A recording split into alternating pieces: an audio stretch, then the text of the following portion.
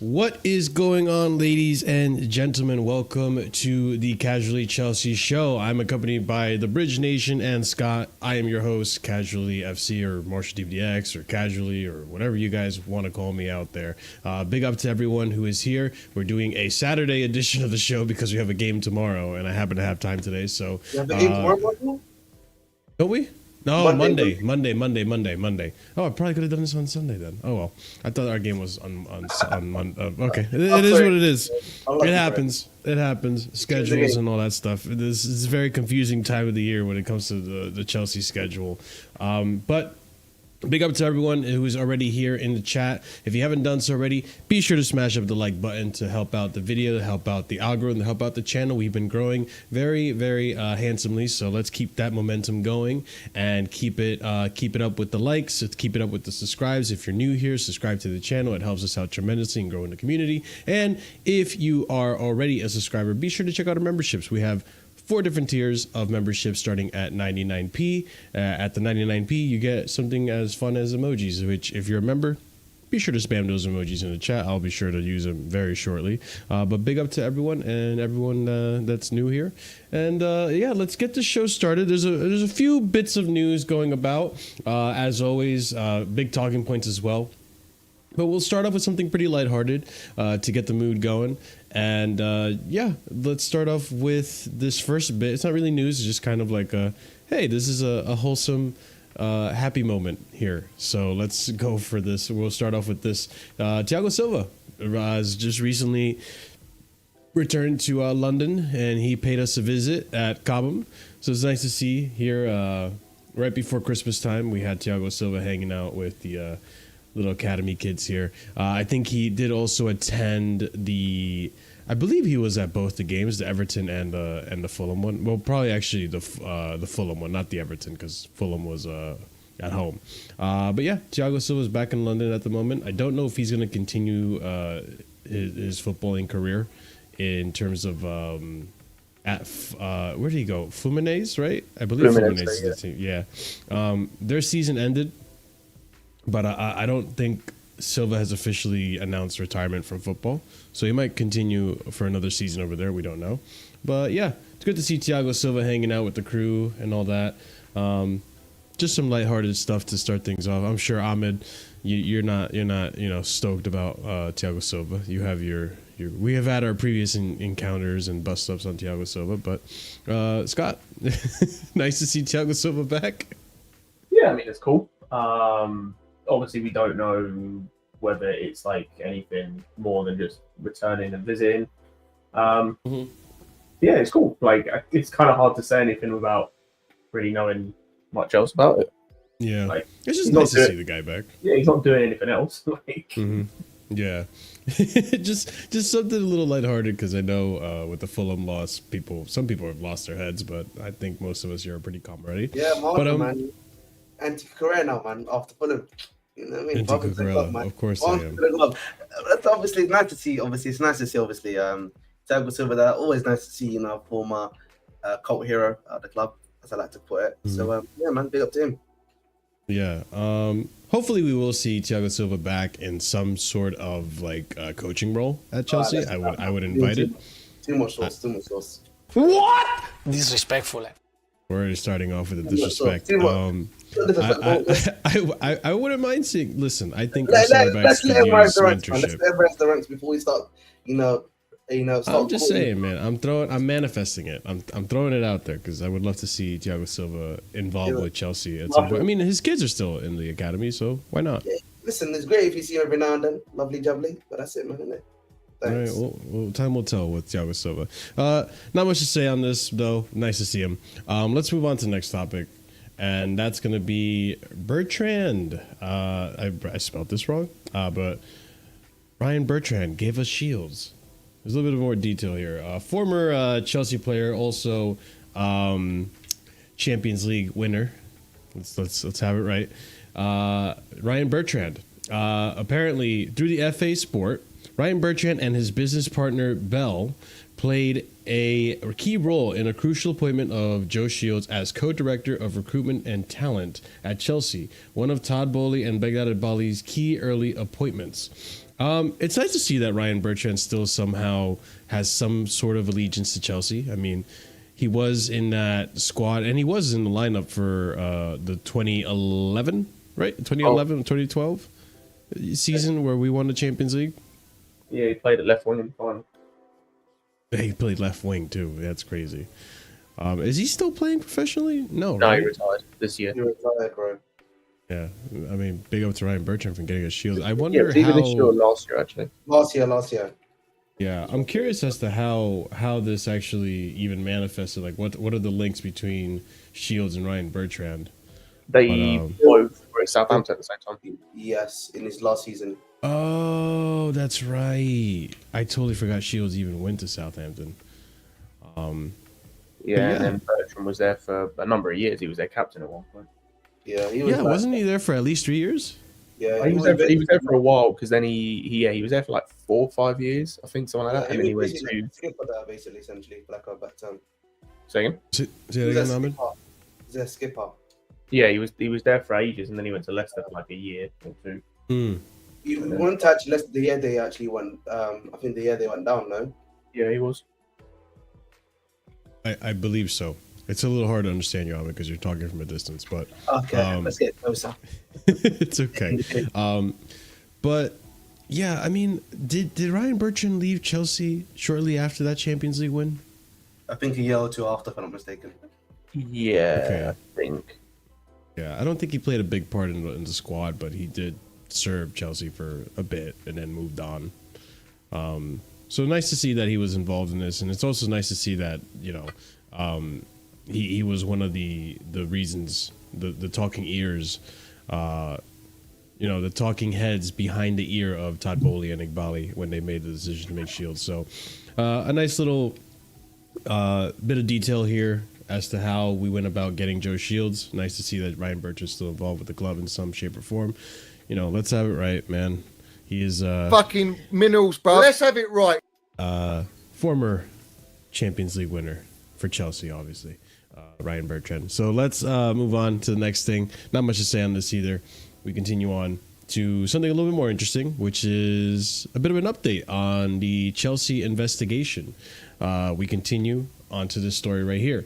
So, on the PL's investigation into Chelsea's financial irregularities, Chelsea believes that it is principally a tax issue. It has settled with HMRC and also with UEFA in this regard, and believes any punishment from the PL will not be punitive.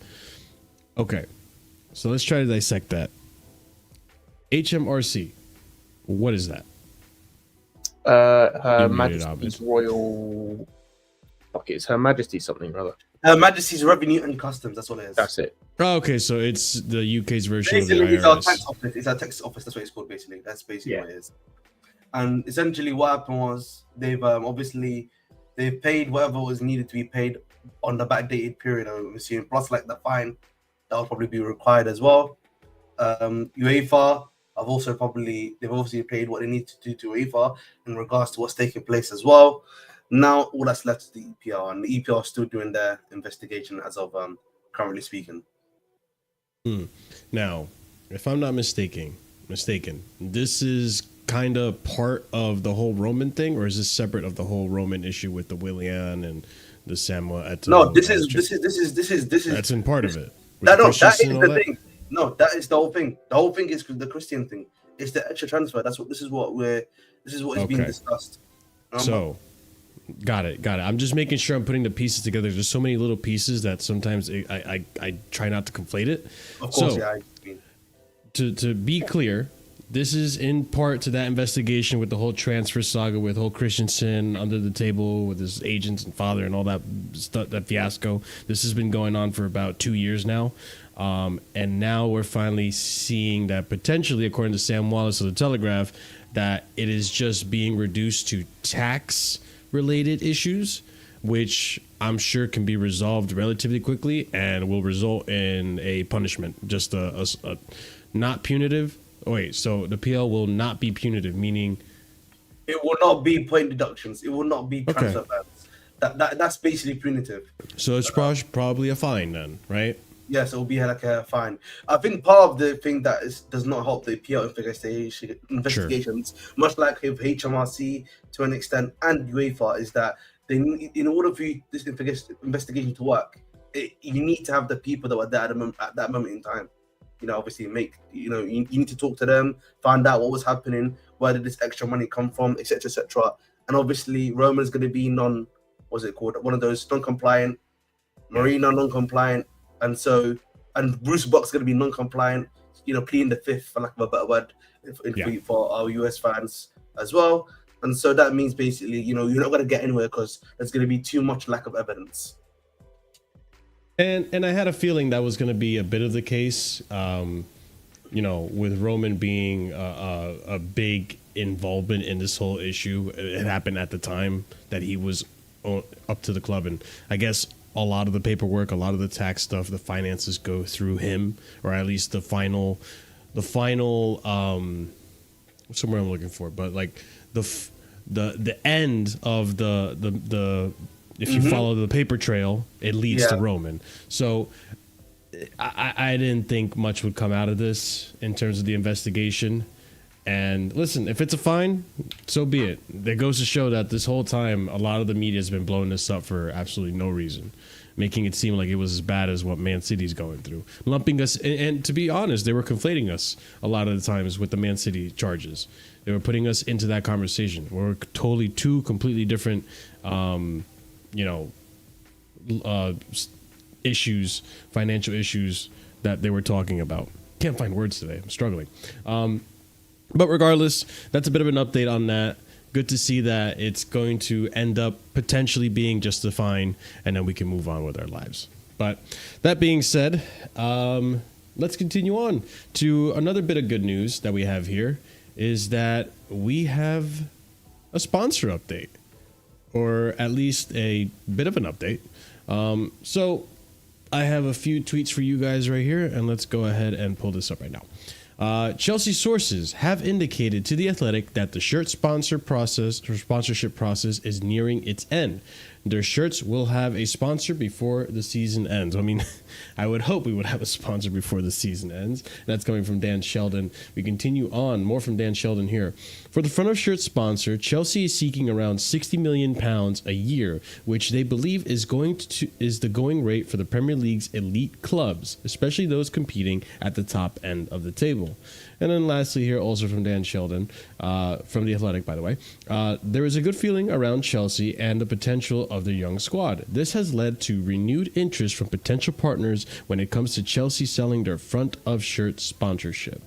I guess I don't think you guys were here last time we spoke about this, so Scott, I'll actually start up with you and then we'll go to what Ahmed thinks. But do you think that this ended up being in hindsight now, waiting for a shirt sponsorship and not settling for some of the ones we had in the initial beginning of the season? Do you think this ended up being a 4D chess move and ended up playing out better than how it started in the beginning of the season? I don't know. Like, the whole sponsor thing is something that I haven't really paid too much interest in. Simply because, like, I don't understand it, to be quite honest, fully. I just don't really care that much. As long as you get a sponsor that looks good, who's going to pay us as much money as possible, like, that's what I care about. Like, and as long as it isn't the only other thing I care about to an extent is as long as it's not something reprehensible on the front.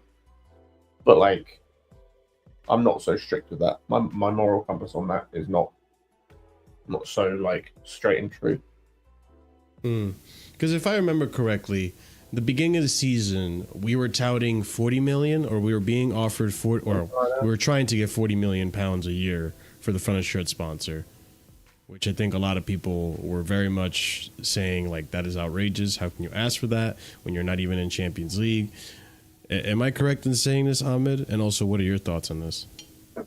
I'd probably say no, actually. I think I would disagree with you slightly. The problem was they were still looking for another 1 year deal, if I'm not mistaken, early in the summer. I don't think this changes anything that much. If you just got a 1 year deal at whatever rate it was going to be, I don't think that's much of a problem. You can still do what you're doing now, right? Once, obviously, as you see with the way we're performing, how we're getting things done. So, at least in my eyes, this hasn't changed too much, in my honest opinion. Interesting. I believe in the last show when we spoke on this, I believe that we were offering 25 for the rest of the season, and then a long-term deal with either Riyadh and Qatar. Well, yes, it was Riyadh and Qatar. Yes, yeah, that was what it was. It's rumored that Riyadh and Qatar settled to be our long-term front of shirt sponsor. I don't know how that's going to work when it's both of them. Logically, I would think they're taking turns as to maybe year 1 and 3 Riyadh is a sponsor, year 2 and 4 it's Qatar. I don't know. This is just me speculating, but that's basically from what I heard is what's going to happen. I believe in the beginning of the season we were offering the front of shirt sponsorship for 40 million. Now that we're in top in contention for Champions League, we're in a top 4 spot. And people are, watching us more than they were before, and now more interested in Chelsea. It seems that price has now jumped up to 60. And listen, if we get a 60 million a year deal, I think that's kudos to the ownership. You got to give it to them, because a lot of people were ragging on them for not having a front of shirt sponsor. And at the end of the day, if we get a better sponsorship deal as a result of waiting, then I think that was probably the better move. And funny enough, this happens shortly after we hire someone else to take on that job. Because if you guys remember, I think it was Chris Jurassic that was in charge of getting that front of shirt sponsor, and he just didn't get any. And then he slowly but surely got, displaced from his position. So now we got a new guy from Spurs, I believe. And immediately this happens about 2 or 3 weeks later after that guy gets hired. So, in my opinion, but I feel like at the same time, and whatever, I think it's Jurassic, you said, right? At least in his period, I mean, there's a lot of turmoil, and you had Poch there. So I mean, how could you? I don't know how you can guarantee getting 60 mil a season. If Poch has the gap, does that make sense? And you're 10 for like the majority of the season. I mean, I don't know how you're gonna be having to be working wonders, man, to be able to get that deal done. If it being a little bit fair to the chief executive, you know what I mean? Yeah, no, I mean, that's giving benefit of the doubt. But like I said, I think at the time it was 40, and then with the results getting better now, I think they've upped the price. And considering we're going to be in the Club World Cup, I think that's something that helps us out tremendously as well. So that's more exposure, especially in America, where the Club World Cup is going to be held for the first time. I think it's a smart move. I'm glad it's working out. At the end of the day, I'm glad it's working out, because I'm very much like Scott. I genuinely don't really care. I'm really only covering this because it's news technically, but I don't really care about the front of shirt sponsor. In fact, I think most of us here kind of forgot about it until the news started to come up, and we're like, oh yeah, we're halfway through the season and we still have a front of shirt sponsor. So hey, at the end of the day, as long as we get it done and it helps the finances and FFP and all that fun stuff, I'm all for it, because next season, hopefully, if all works out and we are back in the UCL, we're going to have to think about how the finances are going to go. I think we're going to be good for it, but there's a whole new rule of finances between the FFP and UEFA and all that come into play that we're going to have to also manage as well. Anything else on front of shirt sponsor before we move on, guys? No. All right, we're good.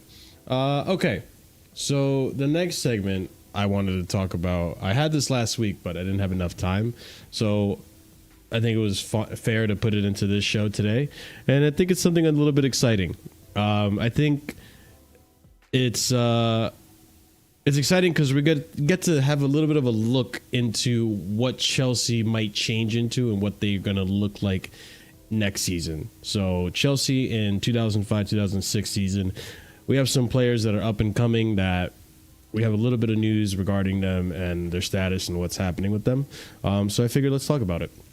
So, from Simon Johnson Sport, this is from last month.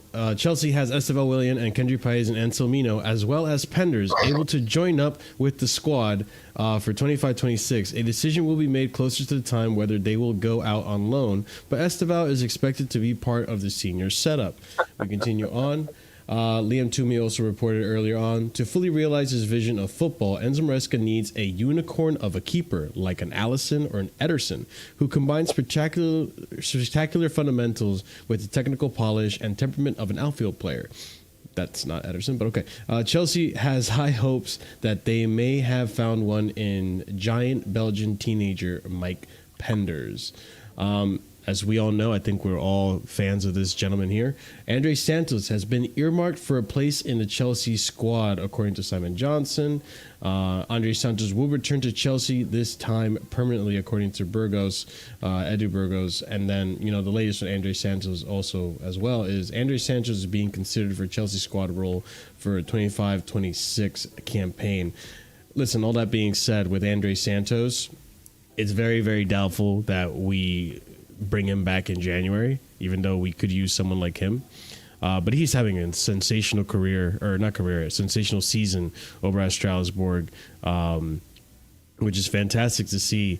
And there's a lot of promise with this kid. I'm not going to lie. I'm glad that he was able to, bounce back from that horrible loan that he had last season at Forest and having a much more successful season at Strasbourg, now back-to-back, half season last season, and now looks like he's getting a full season this season. Estevão is another one that we spoke really highly about that has had a fantastic season over at Palmeiras. And then Mike Penders is an unknown entity, I would say, for me at least, in terms of what he can do for Chelsea. I'm desperate to get rid of Robert Sanchez, so I wouldn't mind seeing what could happen with him in the summer, like Penders. But that's my 2 cents. I mean, what do you guys think about these up-and-coming guys? I'll let Ahmed start. Guys, hashtag noticing. That's all I'm going to say.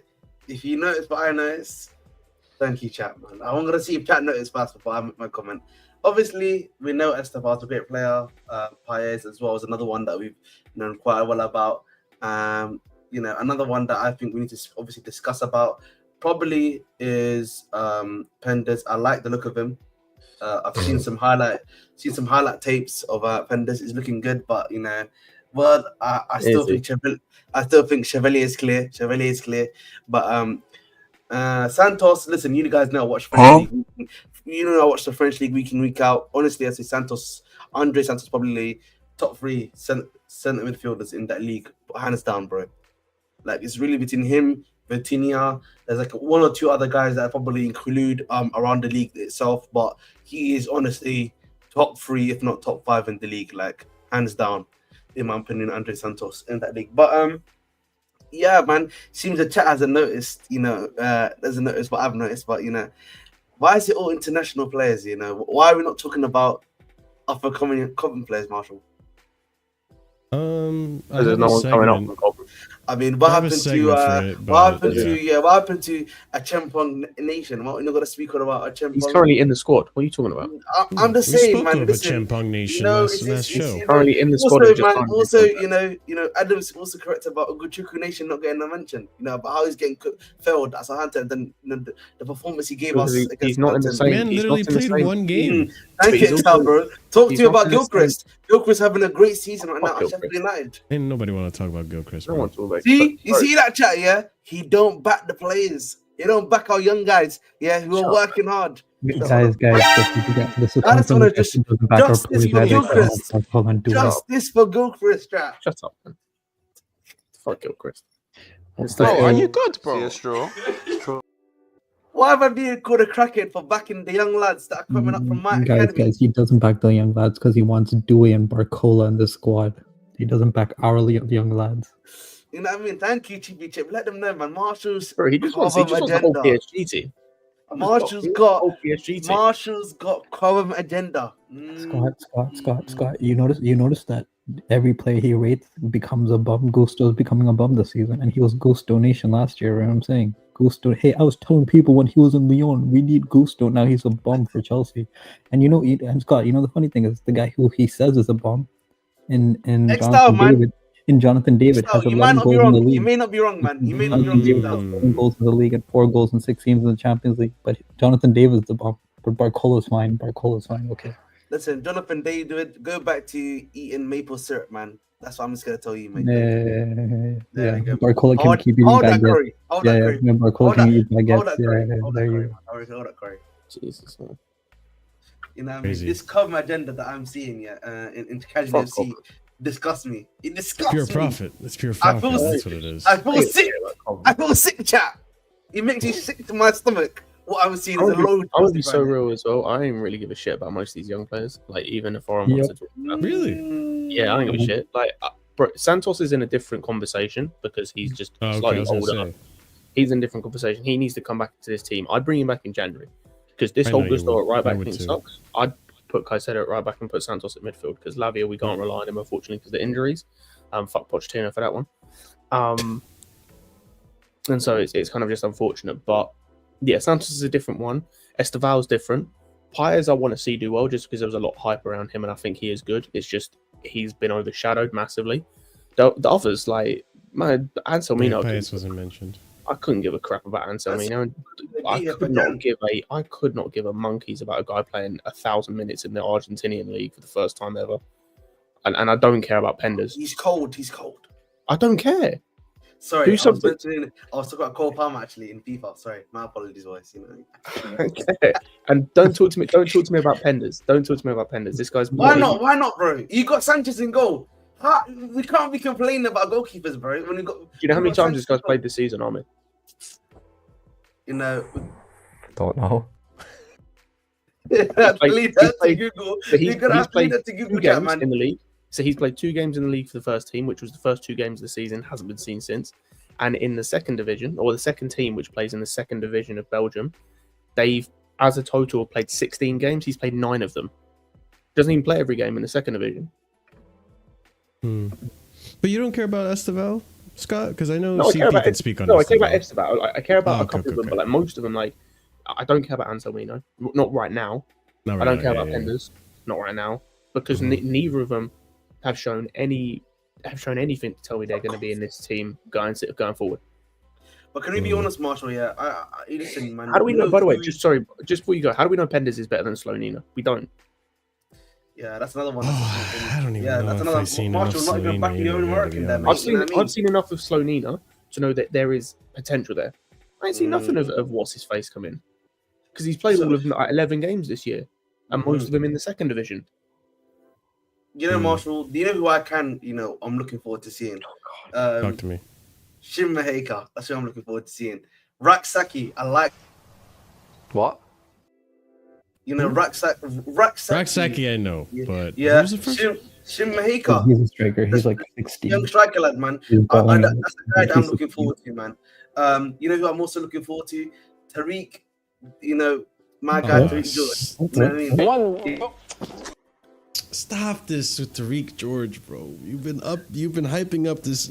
You're the reason why Scott gets mad with these kids being hyped up like Tariq George, man.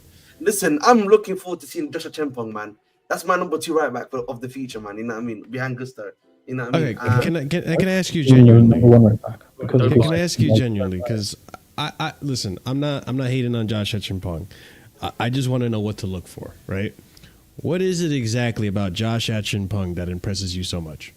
I really like his ability to defend, his ability to defend particularly out wide in half spaces. I actually think, listen, he's got a good ball in him too. Let's not get it twisted. He's definitely got a good ball in him in terms of like his ability. Yes, that's what I mean as well. Listen, I like and he can probably do the inverting job a bit better than Gusto, if that's what we also care about too. Yes. I'd have to see that more. Yes, so you know what I mean. And listen, man, you know, Marshall, man, chat. We know the agenda, Marshall. So we have to, you know, we need to go eat Marshall. You know what I mean. So listen, I'm just saying. You won that debate. What agenda? Listen, don't worry, man. There's no agenda. We'll talk later. We'll talk soon. Okay. I mean, CP. So Acheampong, there's a few names that are being thrown out there to be excited for in 25-26.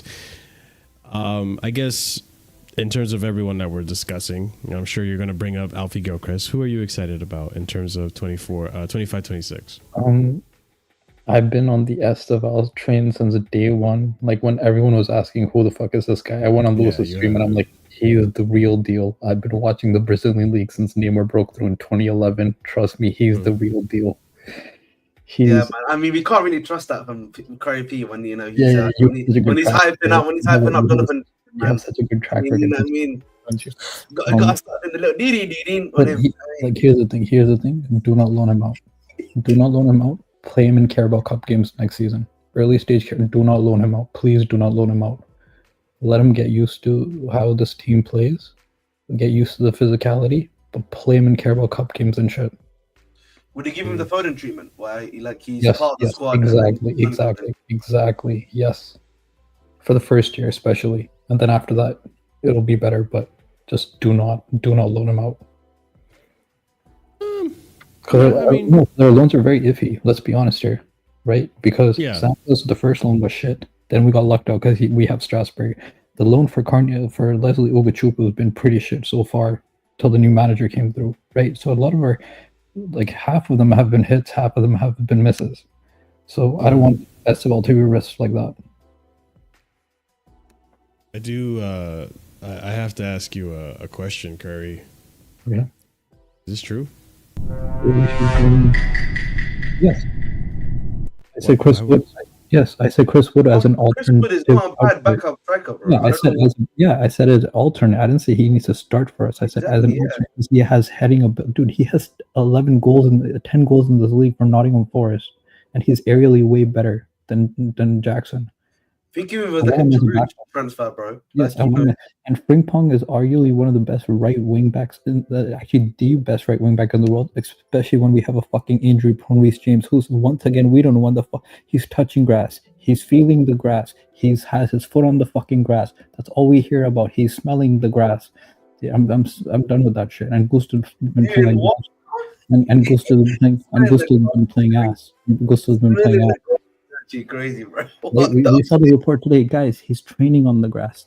A week ago, he was touching the grass, fucking so much he can feel the grass, fucking hump the grass. I don't give a fuck. Play for the fucking team, man. My God. You know what it is, man? Can you just play Cucurella? And listen, man, I'm seeing Nuno Mendes, bro. Might be going to United, man. I'm getting my heart's aching too much, man. I can't let that happen, chat, man. Can you bring that guy instead? Gusto right? Gusto can learn the right, surely. Can Gusto not play right back, guys?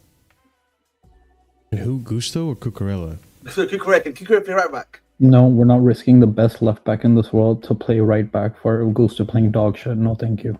The thing is, man, listen, then if that's the case, man, Maresca, man, time to put the gun down, bro, and let's go back to normal play, please. I mean, no. Thanks, Bastard, man. If we let United get Nuno Mendes here, I'm gonna lose it. That's another talent they're gonna destroy, man. Sorry. Let United do what they want to do, man. Sorry. Why did I went away for a moment. Why did I come back to a comment about Chris Wood and Chelsea kit? Because Keyshawn said that I want Chris Wood as an alternative option, and then Marshall's like, "Is this true?" And I said, "Yes, I want him as if we could get him as an alternative option." Yeah, and then Keyshawn said, "I can't imagine Chris Wood in the conversation." You said you spent 45-50 million on him. I remember this. Yes, yeah, you were there, Scott. I said in front of you. No, absolutely not. This is not true. This is not true. Final whistle. If the Bridge Nation has been advocating for Vastro, he has been advocating for Nuno Mendes for a while. Again, this is. I don't think Nuno Mendes. You want Nuno? Hang on. You want? Did people not know that? He needed to really register what you said. Hang on. Don't you crash it on Reece every week? For being me? Yeah, but he's a bit more younger. His injuries are a bit. His injuries like Madueke injuries. Does that make sense? What? No, his injuries are weak. He's the most injury-prone player in that PSG team. No, but like And that's if the you thing look with at Dembele. if you no, I know what you mean, but if you look at his actual injury history, his is more so based on what's it called? His is like muscle injuries, stuff like that. So Yeah, so much like Madueke's, that's why I'm giving you an example of a player much like Reece James's. This is true. Listen, end of the day, man. Listen, Yes. I end of the day, he's a lot younger. I think it's more to do with his growth spurt and ability and stuff like that. This guy in one season had two hamstring injuries and two other muscle injuries that are like defined in one season. He had 4 muscle injuries in one season. That's not good. That's not good. That's Reece James' trajectory. Reece James had 2 muscle injuries this season. Also, can I just answer what Adam CFC about that? 2 weeks ago, CP was crashing in on Reece James, and now I'm not sure he's the biggest right back problem. You know what the funny thing is? If Reece James was healthy, I wouldn't have to crash it so hard on Gusto. But because we have one right back option and he's dog shit. I would say I can hear the Frimpong shout. Sure. I have questions about Frimpong still, but the Chris Wood one for that much money, I'm sorry. But how much do you have to buy for him, Marshall? How much do you think we'd have to pay for Chris Wood? Well, CP said he would put down 45. No, but 50 mil. obviously, when he was saying it was in the summer, you're probably looking at. Oh, it wasn't in the summer. I said this in October. Big up, Javon. October. Yeah, this was. Oh, you said this in when? This was recent. October. I said this in October. He would probably cost 45 million. Yeah, Can you guys hear me? That's an Yeah, old big up, nation brother. on that one still. I'm saying, like, for that much money, I'd rather just pay a little extra, get Osimhen on his release clause, because not only can he give me the heading ability. Oh, Gyökeres. Not only can he give me the heading ability, but he can give me a lot more than just if you're buying Chris Wood just for heading ability, or even I'm Meridian, fine. I don't mind. If you're giving me Chris Wood just for heading ability, like. But Wood's banging in goals. He has 10 goals. Yeah, in the system he's in. I would say it's the system he's in, and I'm not paying. I'm not paying 45 million for a 30-something. Well, we better not be paying fucking Delap 45 million for this hype job that he's. Delap is gonna be brought for 50 million, guys. We'll discuss Delap. We'll discuss Delap. There's a whole segment on them. Are we going to discuss Delap, or have we already? We will discuss Delap. Oh, okay. I'll wait till then. I'm sorry. My bad. Go ahead. Javon, bro, why are you trying to cook me for? Do you not know that the British Nation scouts? The British Nation is a deep scouter. He's got names on his list. You know what I mean? I have this is my notebook, by the way. I have a notebook here. All of my dream players that I would like at Chelsea, scouted heavily. I don't want to show the pages. Why are you lying for the camera, bro? Don't let me get on the camera and tell me the truth. Avoid that book like the plague. You see Marshall's face? That's the face I'm making right now, bro. Thank you. Like, bro, if you have a platform and you're on a platform that's reaching out to people, you have a responsibility, bro. You can't just be throwing out names out there. You can't just be throwing out random names out there. You have to throw out names that make sense, like people that's going to come in and fit or improve our system, bro. How the hell does Nuno Mendes improve our system? Why are Nuno Mendes can play as a competent Don't forget, we have to put Cucurella as right back for Nuno Mendes. Why are you moving the best left back out the world to put him in that position? I'm just saying. Listen, with the hope of obviously Reece James getting better. You know what I mean? You know that's the dream. You know what I mean? For the time being, it's a short-term option. You know what I mean? Also, Veiga acting up in training, so you know, just in case, innit? You have to have all of your covers based. No, bro, you just want to sign him because another club is going to sign him. No. You can't do that. You can't do that. You can't do that, bro. I'm not hearing it. I'm not hearing it, bro. I'm not hearing it. I'm not saying Nuno Mendes is not. I'm not saying Nuno Mendes is not a top left back. I understand what you're saying, but if you watch my videos, you're free to do so in the summer. I was advocating for this guy. It's not about you advocating for him. Does he fit our system? Him then. So no. But the thing is, you're saying I'm doing it because another club wants him. I'm saying it. I wanted him even before United wanted him. But you're not understanding what I'm saying. Does he fit our system? Can he invert? You watch a lot of the French league, right? Answer the question. Can he invert? I think he can do. I think he can do it, but obviously, under PSG, you think he can do it is not a very confident. No. But the only reason why I say I think he can do it is because when he plays for Portugal at times, he does kind of do that job of inverting when he plays for Portugal. But like at PSG, he's more so an overlapping guy. Does that make sense? Particularly when he was with Mbappe. If his biggest But strength at is overlapping, don't you think we should look for someone that has a bigger strength in inverting, given that whole pivotal inverting in from the fullback position is to our team? I can't lie. I think we need to get another guy like Cucurella who's good all round. Because like That's what that's what I'm saying. But that's what I'm saying, Scott. If you can't get someone that's good all around, you have to find someone that the biggest attribute is inverting, because that is so pivotal to how we play these days. I think it depends on what we're going to do with Veiga, because like I think it's kind of obvious there's still, even before the whole thing against Everton, or not Everton, Fulham, there still isn't that level of trust there with Veiga from Maresca, which is understandable to a sense, because this guy's only really played like a couple years of first team football in the Swiss league for a pretty poor Basel side. And so outside of that, like he's not really played any men's football, so to speak. But that kind of then means we maybe need a different left back, also not who can back him up while he gets game time out on loan. Because like next season, when we're in the Champions League, because we will get Champions League football, if you're not trusting him against your Fulhams, Evertons, and these type of teams, when we're facing your Inter Milans, Barcelonas, Real Madrids, he's not playing there either. Exactly. So when will we get game time? Yeah, there has to be a level of trust. So he either has to get to a point this season, and I've liked him for the most part. There's still some aspects of his game that I think you can see is quite raw. But yeah, I don't really think that he has to improve in certain areas, I think, and gain that trust. Otherwise, it may be a case we have to talk about left backs. I'm not taking Hincapié, by the way. Everything I've seen from guys, like I saw a tweet today from Euro Expert. Talking about him with Fred. I'm not taking handicap as a left back. Here's the thing for me. Here's the thing for me. When you look at the profile that Veiga has, and when you look at the attributes that he has, and when you look at his physicality, I could genuinely just give him the season to develop. Because when you think about it, if Cucurella is going to be our number one starting left back, if you give him the entirety of the season and you trust Maresca to develop him, by the start coming next season, he should be able to pick up a couple of these games.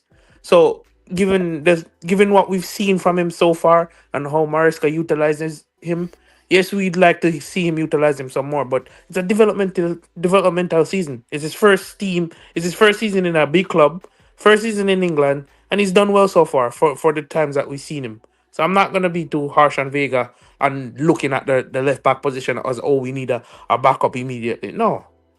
We have a long season ahead of us, and he'll get game time, and he'll develop as needed. In the word, you must always have plan B and plan C. Exactly. There's other positions in this team that needs addressing first. Yeah, I agree. I mean, Javon, since I have you here, I might as well, do a little bit of link-up play and shoo you into this next segment, which we just mentioned Veiga.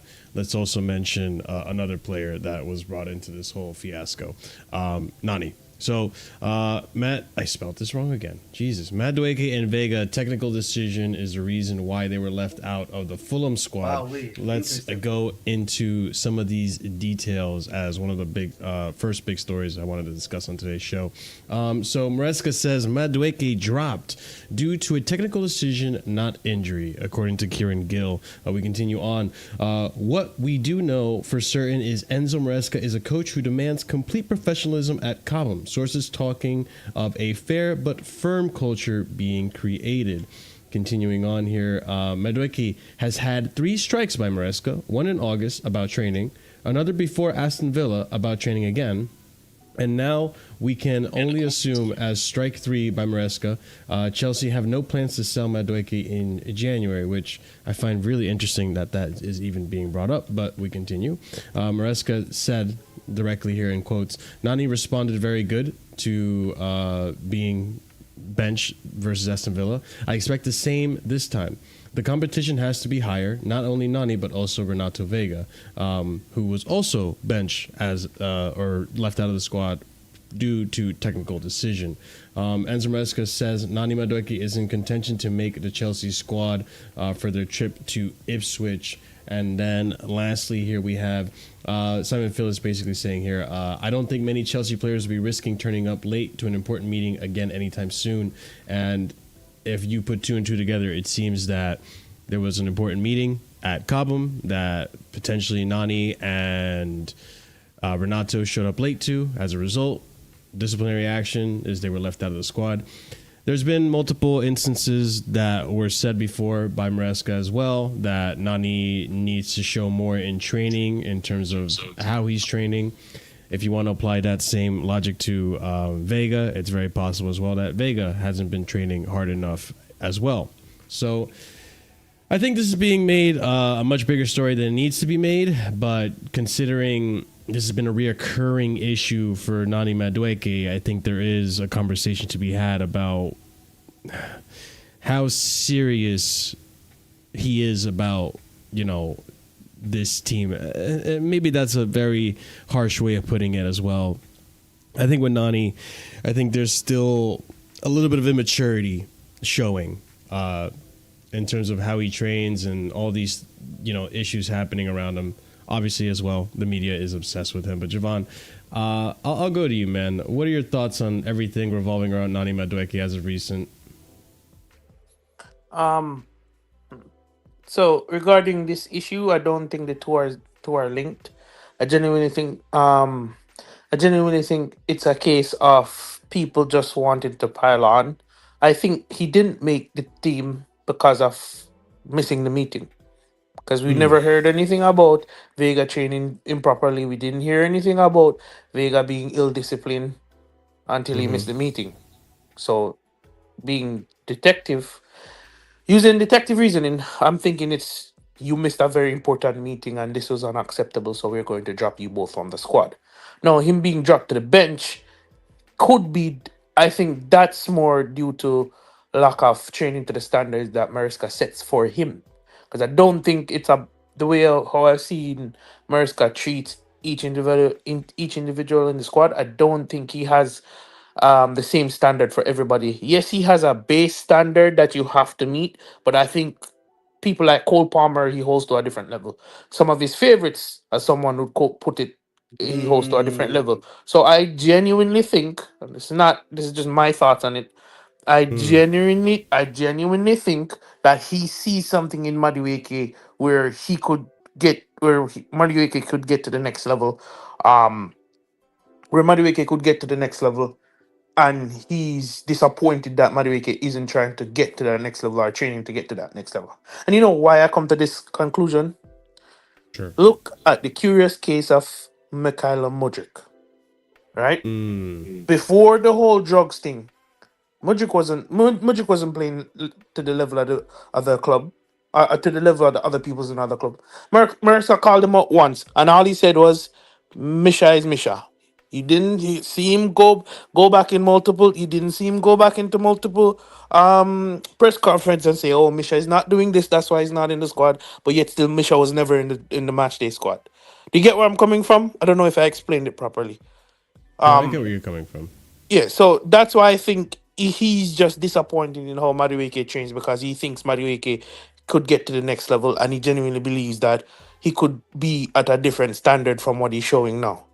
If I am wrong and he's just not training up to standard, then bro, if you're not doing what the coach is asking you to do, what do you expect? But I genuinely think the omission from the squad completely is because he missed the meeting, not because of his training standard.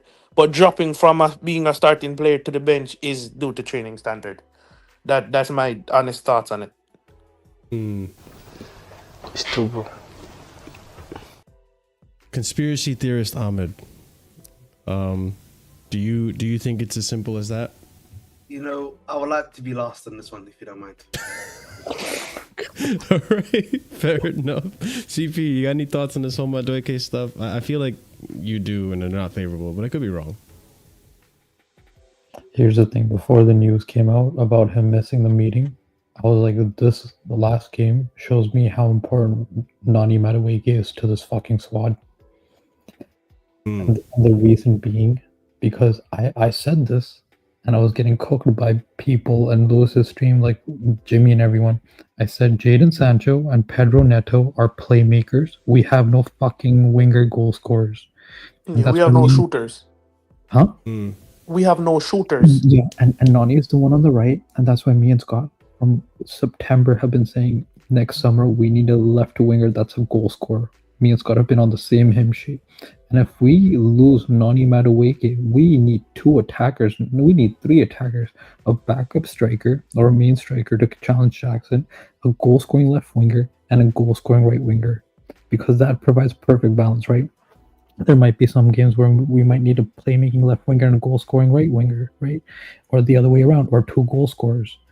That's why we need options. I'm not dissing Sancho and Neto, but they're playmakers. Neto has not scored more than 5 goals in a league in any season, and Sancho, we have seen, is not a shooter. So Nani needs to fucking buckle up, because he needs to know how important he is to the squad, and he needs to fucking do what he needs to do in training and not miss this shit, because this is too much of immaturity right now for the squad. Yep. And we need to get rid of this immaturity if we want to challenge for the league next season, which is what all us fans are hoping for. Yep. I was having a discussion with Guiu and Robert, and we were discussing some of the things that we've seen on like the Twitter timeline, and from some credited people stating that Madueke could be reacting, if it is a attitude issue, he could be reacting like this because Estaval's coming, and we're like, if all of this is derived from Estaval coming, sell him January 1st, because that's not the mentality you should have, because think about it logically. You have an opportunity to lock down the starting right wing spot, right? Given that how Neto has been performing, and given that you have the most goals out of all the wingers that we have at the club so far, right? If just because someone is touted to come in and is touted to be the next big thing, you're just going to hand your position on a plate to him and not actually fight for him or put up numbers this season to justify you being here next season, then sell him January 1st. Then why are you even here then? If you're not going to fight, why are you even here then? And I was saying this, given the positions that the wingers we have at the club are, creating winners, not necessarily goal scoring winners, you could solidify your team in the spot, in the squad. And you could be one of the guys that Maresca relies on. Whether you are a fan that rates his quality or not, you can't deny that he scored goals and assisted for us this season, right? So he has the opportunity to, solidify himself if he buckles down. But if it's genuinely an attitude issue, that's up to him. No fan can defend that. You get where I'm coming from? Scott, do you pretty much resonate with what's been said? Do you want to add anything that maybe was forgotten in mentioning words? Sentences? I agree. I think I agree with what Javon said with the light thing, but I also don't think that's the case, because if that was the case, he would have done this when Neto came in. And he didn't. So I just think it's like one of those things that happens, and it's not good. And like obviously we want him to like stop doing it, if that makes sense. But I don't really think it's that big of an issue right now. Yeah, and I just, as I said, I think as long as his attitude is good, it's fine, and I think it has been for most of the season. Like we've already seen this season that Maresca has called out a few players for different things because their level hasn't quite been to it. Like he's called out James, Mudryk, Madueke. I'm trying to think Enzo. I'm trying to think of who else. I think there's been more, but I can't remember. And yeah, and so I just think it's a case of like he just has to keep his head down and perform. And at the end of the day, like if he performs in training and performs in games, then it'll be fine. Yeah, and I agree with what CP said as well, especially if this Mudryk thing goes the way it's going, which I think it will. So he will be banned, I think, for a minimum of like 12, 18 months. So he's effectively done at this football club, because even if he's kept on a contract, by the time he comes back, he'll have 6 months left. So, I mean, he's basically done. So at that point, we'll probably need another winger, even outside of Estaval coming in. And so I think it needs to be a goal-scoring winger add something a little different on the other side. But yeah, I think with Noni, I don't think there's too much there. I think just people. If this was someone else, like if this was Neto or if this was Palmer doing this, there's way less reaction than what we're seeing right now. Yeah, it's Even water Mudryk, under the bridge. Even Mudryk, there'd be less reaction. There'd still be a reaction because it's Mudryk. There'd be less reaction to Mudryk than Madueke, and I know that for a fact because the nonsense I see around Madueke at the moment, like Mudryk ain't getting the same level of stick. He's getting some stick because it's Mudryk, but he was at the Mudryk fight, has boxing this fight the weird, other night. Yeah, up until the whole drug thing happened, he had this weird like redemption arc thing going in his fan base, which is cool. Like he was doing better, but yeah, I hate to do the worst of the wingers in the squad. Yeah, bro, I hate to do this, but just imagine if it was Madueke caught up on the whole drug thing, bro. Oh wow, yeah, bro. Rico. People would treat him like Quincy Promise, like he was Quincy Promise. Yeah. No, I could 100% see that. I feel like, before Ahmed goes, just to put my 2 cents into this whole topic, I feel like the whole Madueke thing is completely overblown. I think one thing that we saw in the Fulham game that someone pointed out, and hold on, Marshall. May I tell you this now, no? Bad na brother day in I chat because as a yard man, me no play a certain game, bad man, and not a one game me no play. Yo, Ahmed, yeah, laugh, but me take them something you serious. No, I know you take it serious. That's why I read it and I deeped why he said that. Don't worry. I know you mean about that. Bro, me serious, bro. No laugh thing, no smile thing. I come here with peace, bro. I come here, me very respectful. Certain game, I not play, bad man. Zin? Cool. Got you. Sorry about that. Continue. No, you're fine. So, anyways, pretty much going back to what I was saying with the whole Nani thing is, I personally think that this whole Nani thing is way overblown. Someone always wants to put a scapegoat, and for some reason, Nani is one of the scapegoats this season. And the thing is, the Fulham game revealed a big... And I'm not saying Pedro Neto did a bad job. I think Malo Gusto was horrible. But you saw how much work Pedro Neto had to do defensively in that game. Nani's been doing that all season as well. He's improved defensively a lot. I think the biggest criticism of Nani is this whole narrative that he's selfish. And again, in a team where we're putting a lot of onus on Jackson's not scoring. Oh, we need Osimhen. Oh, Palmer is not putting 10 out of 10 performances. He needs to be benched. Why do those two need to be the only ones that need to step up their performances and score goals? You have Nani that can do that. And listen, for better or for worse, I've always been of the mindset of, listen, if Nani's not putting up the numbers that you need him to, then try Neto, try Sancho, see what they can provide. I know they're not renowned to be goal-scoring wingers, but they do have the ability to create chances for the other team to score, and they do have the ability to score as well. We've seen improvements from Jadon this season with his shooting ability. He does have it in him, but he needs to do it more often.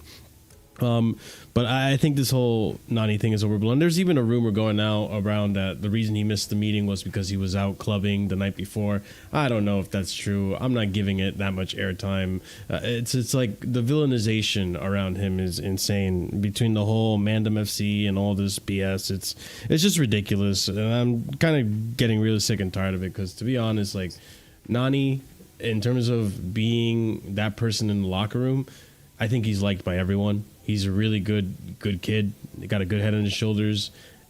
He's gonna make mistakes. He's young.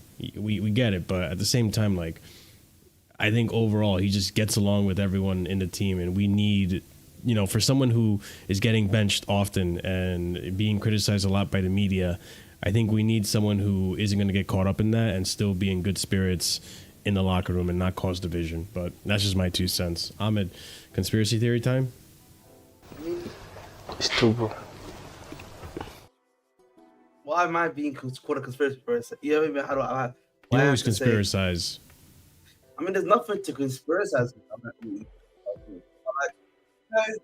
No, it is, man. I think I said it before. I feel like I love when Ahmed tries to speak, but his microphone's on every. Yeah, I know, So bro. we can't hear him. Man, And You've we're got to get just one of those. like- You've got to get one of the lapel mics. If you're going to do that, you gotta, get yeah, lapel you gotta. mic. you know it is, man. I just feel like I'm trying to embrace the casualness of Casually FC. You know what I mean? I'm not trying to be professional here. You are get one of those headsets, bro. Get one of those telemarketing I could use headsets. this one actually. I've got one here that can do it, but nah, Yeah, fair it's enough. okay. But like the one I'm wearing. But on an honest note, I just think for me, with Madueke, I just think it gets a lot of unnecessary hate, a lot of villainization. You know, I one thing that really annoys me, you know, and I was saying this actually. I think Devon was with me actually when I was just after the game for the stream, and I was like, yeah, I don't want to be hearing anymore. Just before we get to this, yeah, I don't want to be hearing anymore. Why is Madueke always shooting the ball? You know what I mean? Because Sancho ain't doing it for us. Neto ain't doing it for us. You know what I mean? I don't want to be hearing. Why is he at this point, you got to pick your poison. You got to expect the whole game of Noni, like, even though he doesn't do this all the time, by the way. But let's listen to the nonsense. You got to have a whole game of Noni shooting all the time or Sancho not shooting all the time. Pick your poison, bro.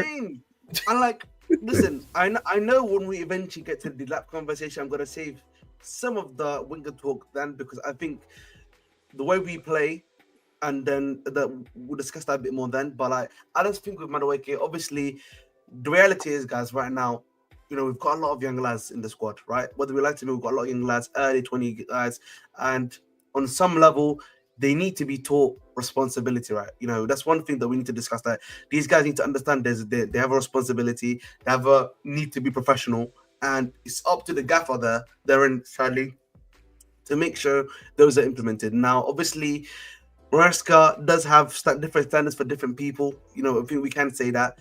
And obviously, he has a different standard for him. And I think, listen, at the end of the day, I think what Javon said about Madueke in terms of like maybe he sees a lot more in him and he wants to make sure that his standards are high for him. Maybe because, you know, there's certain type of guys, you know, where when they're doing well, they sometimes like to slack off a little bit. It's those guys that you don't want to, you want to make sure they're still training and planning to be 100% on a consistent basis, right? And so for me personally, if this continues, however, right, right, and then we get another thing about it, or again, we hear about this again, or quite a few more times, then that's where I'm at, you know, what I would be personally be like, okay, this is obviously taking the Rice Krispies. It's time to actually move on and like actually bring in someone else, if that is the case, obviously. And right? but that's the thing. You're not alone in that, bro. I'm pretty sure Scott will join you along with me. Everyone will agree with that. That's why I said I'm pretty sure that's what I'm pretty sure that's like a regular thinking on that. But listen, at the end of the day, guys, we also need to realize these guys are young lads.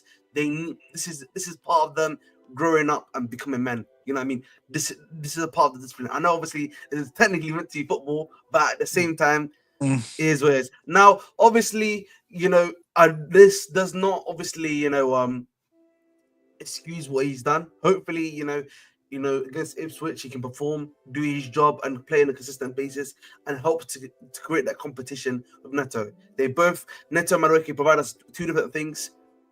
We need competition there in order for us to have better wingers on that wing. Simple as that, really. So, Ahmed, I have a question, if you don't mind. Is this a mentality issue? Because Maresca has said that this guy only likes showing up when he's kicked out of the team, and then he needs to put on a performance. Whenever he feels like he's down and out, then he needs to act like he needs to, you know, show up and play like his life depends on it, right? And is that some mentality issue where he thinks he gets too comfortable at times? That is something I do. That's why I was saying CP. By the way, I think with him, with someone like a Madueke, whenever he starts scoring, whenever he starts getting really good, having good games, he sometimes, I think for me, he drops his standards a little bit, right? And that's where I think there's a reason why Maresca is really trying to stick on him, you know, to make sure that he does his job right. I think a good example actually of this is you know, Mourinho and Joe Cole. Something that, you know, I don't know if you guys, Joe Cole speaks a lot about it, the fact that Mourinho was always stern of him. You know what I mean? Always making sure that this guy was doing well, both in training and while he was on the pitch, yeah.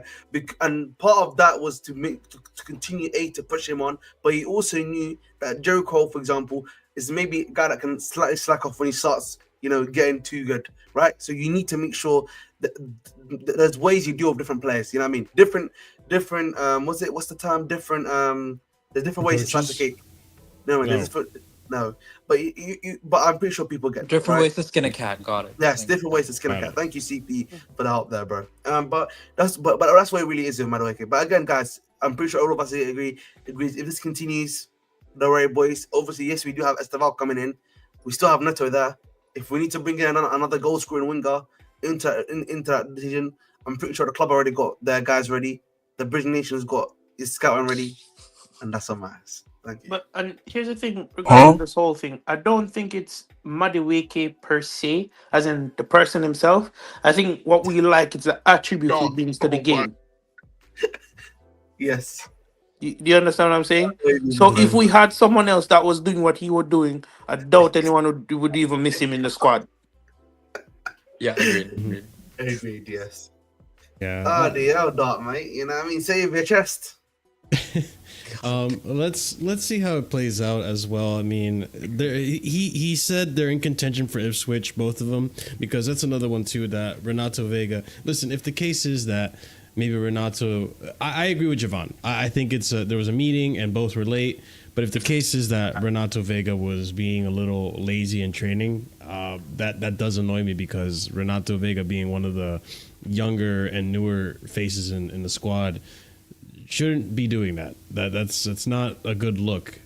You should be training your ass off in training. You're not a starter, and there's no reason for you to be complacent at any point. And I think that goes for everyone as well. Like, I think it was really the Nani thing that CP brought up, with maybe some complacency there, and he plays better with a chip on his shoulder. I think there has to come a point where he does need to get rid of that habit, and needs to give it 110% every game. Because I do feel like there are some games where Nani does get complacent. I feel like the same argument could potentially go for Palmer. Time will tell if he eventually gets hooked and that sparks something in him. But there are some players in this team that need that, kick up the ass to be like, hey, you need to perform better or you will be benched just like everyone else. But I think one thing that Maresca has done really well this season is manage most of the players in this team really well, to the point where he can identify how to approach each individual, and what to do or say to provoke them to improve on the pitch and improve to the instruction that he's giving them. So I think this is a big one for Maresca, because genuinely I feel that if Maresca can get Nani to click very consistently, bro, Nani's up there with one of the best ones. I do see the potential in him. I think he can be genuinely a top right winger, or top winger in general. There are just some, few little things that you got to smoothen out. But I do feel Nani, just based off of the fact that he gets in so many dangerous positions throughout the game multiple times, he does create a lot of chances. He could potentially be a very, very, very, important asset on the wing. And, it's just about how Maresca gets the best out of him. And I hope that does happen, because I do believe in Nani. I hate to hear stuff like this where he's, technical decisions, why he isn't. Like, no, my man, I looked at that bench during Fulham. It would have been nice to have another option in that right wing, or another attacking option on that wing. Like, fuck this technical decision thing, man. You need to have your best players on the bench in case you do need to make some changes. But at the end of the day, I can't harp on Maresca too much, because we are where we are right now at this point of the season because of the decisions he's made up until this point. He's allowed to have some mistakes. Another player that I actually wanted to bring up that I thought was interesting, and I don't know how true this is. We can take it with a pinch of salt, but I'm going to just entertain the hypothetical. Apparently, Felix is not wanted by Maresca. And this is where it's coming from. So there was earlier today, there was a tweet from PYS from Guillaume Balegi, close to Maresca. Guillaume Balegi. Say that again. Balegi? It's Balagi. It's Guillaume Balagi. Peruvian, guys. Peruvian chat. Guillaume Balegi. Okay. Peruvian chat. That's close. Peruvian. That was close. It's the Peruvian. Get the Spanish wrong. That was close. Struggling, Marcel. We are struggling with that name. Yeah, we're getting through it. Okay. I've Bro, talked to the it's director. so simple. Wait, what the hell? I don't know what happened to Javon. I did not do anything. Press the button by accident. But hey, guys, the Peruvian man is getting it wrong, man. Hey. Technical difficulties here. Even I can say it better than him. That's what I'm saying. Guillem Balaguer. I don't know. I don't care. I've talked to the director of football ownership and Maresca himself at a time where everyone was having a go at Chelsea. The club basically want Enzo to be a coach of the players they give him, which we already know. The only player he perhaps wasn't so convinced by was João Felix, but the club said, please take him. We know you are going to make him better. The rest of the players are the ones he wanted. The club have said to him, if he wants a player, let them know. But the player has to be under 24 years of age, as the club want to create this squad of hungry players that have the ability to improve. So I say take it with a pinch of salt because I don't believe this line here. The rest of the players he wanted, but in the same statement, you're saying the club wants him to be just a coach. I do believe he has a say in what players he wants and doesn't want, but like. I don't think Maresca comes into this club and identifies Renato Veiga and is like, I want Renato Veiga. I think it was presented to him and he was like, yeah, I'll take a player like that. But apparently Felix isn't a big fan of, or Maresca isn't a big fan of Felix, which maybe explains the exclusion from the squads and the exclusion from the being on the pitch, not getting any minutes from the bench. I don't know. What do you guys think? Is this just pure waffle, or is there a little bit of substance to this? I think this is. I genuinely think this is people trying to put a spotlight as to why Maresca doesn't use Felix. They're trying to find a reason as to why Maresca doesn't use Felix, without any truth or any vim behind it, without any vindication behind it. Sure. When it comes to this, if we look at Maresca's own comments, he recently said that Felix and Cole Palmer operates more or less the same position. Mm-hmm. He also said that when in these difficult moments, he wants Cole Palmer to manage these moments. These difficult moments being when Palmer doesn't play well. I think it's a case of Maresca not wanting to pull Palmer, and he sees Felix as the replacement for Palmer, if that makes sense. So, you know how you mentioned a bit earlier when you said Palmer may be one of those players that needs to know when to get benched, or Palmer needs to know, okay, I need to keep going and not just slow down, especially in the Fulham game. I genuinely think it's just a case where Maresca doesn't know where else to use Felix, where he can be the most effective.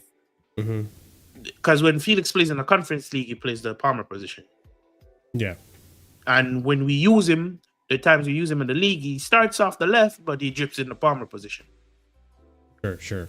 Right. So I think it's a case of that. Because if he didn't rate Felix at all, I think you'd have greater hints than what we are seeing now. You know, we're just frustrated because we know that he should have made subs, and even though he's got us in the position we're in, he's human. He can make mistakes. Maresca meaning, but at this point, I just genuinely don't think he trusts Felix, and it's a combination of both. Doesn't want to take off Palmer when Palmer should be off, and doesn't trust Felix in the wing in either the wing positions or up front. I think there's a bit of semblance of truth to this, right? I think there's grains of truth in it, and then I think there's a few things that are a little bit of waffle.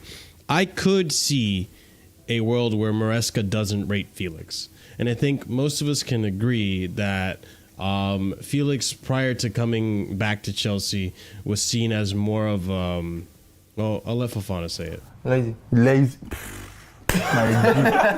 Lazy. Too lazy. A bit of a lazy player, maybe just waits for ball to feet and then just wants to attack, doesn't really worry about the defending side of the game. And to an extent, I believe that to have been true prior to this season, but we've seen that with Maresca, and you know, if this is true, the ownership, or not the ownership, the scouts were the recruiters, the scouts, the directors. Jesus, I can't think of words today. The directors were right in giving him a chance and telling Maresca, listen, I think you can improve him, because we have seen that improve this season. He has been more aggressive and pressing more, and I think João Felix has taken well to the Maresca tactics and the Maresca way of playing and the system, which I think has benefited his game. I do understand the frustration with not making enough subs and not subbing off Cole Palmer. I just don't think that would have been the solution, but it was worth giving it a shot considering where we were in the game and how the game was, looking. Can they stop flapping about, please? You know what I mean? I feel like we're doing a lot of, dilly-dallying. Let's get to the real point. You know what I mean? If I may be so objective. Marshall is doing that stuff here because he knows what I'm about to say. He's not gonna like, so he can hold that control. So one thing I will say, I think for me, who would you guys say Maresca trusts? You know what I mean? Listen, I'm gonna add Madueke to this list, even though obviously yes, he got technically removed, but I'm gonna say, let's say the starting 11 we got, Tosin's included in that. Benoit Badiashile, you can probably add to that list somewhat, in my personal opinion. Fofana, maybe Guiu Staying. But the rest of the squad, for the vast majority of the time, I really, I hate to say I agree with Danish Maldini here. You know what I mean? That fraud. Yeah, but honestly, I don't think he trusts the rest of them. Let's be realistic about it, boys. I don't really think he trusts the rest of them to that level that I think a lot of people believe. I'll be real. Maybe it's just me being, but I really do not believe he trusts a lot of these guys to the level a lot of people believe. And I think for me, what this is causing to our squad is it means he's kind of reducing himself to a very, very, very, very small. He's reducing the squad to just a very small section, in my personal opinion, and that is gonna hurt you in times when English start appearing. Because you're not talking guys now. You're not talking guys when they probably. What is your microphone doing, bro? Dude, your microphone's tripping out. What about now? I think you're good. Yeah, but I'm pretty sure you got the gist of what I'm saying. No. Yeah. You can edit it in post. No, I can't. This is live. Marshall, I know, Marshall. Inside joke. It's a joke, Marshall. Can't edit it. Yeah, the thing with Marshall is, man, he's not. See, at least we warned him, though. Marshall ain't got the skills to pay the bills, innit? So that's why. No. When I said that to Marshall, it was an inside joke from a No. I don't know. I'm saying that as a joke to Marshall because, as well. That's why. It's okay.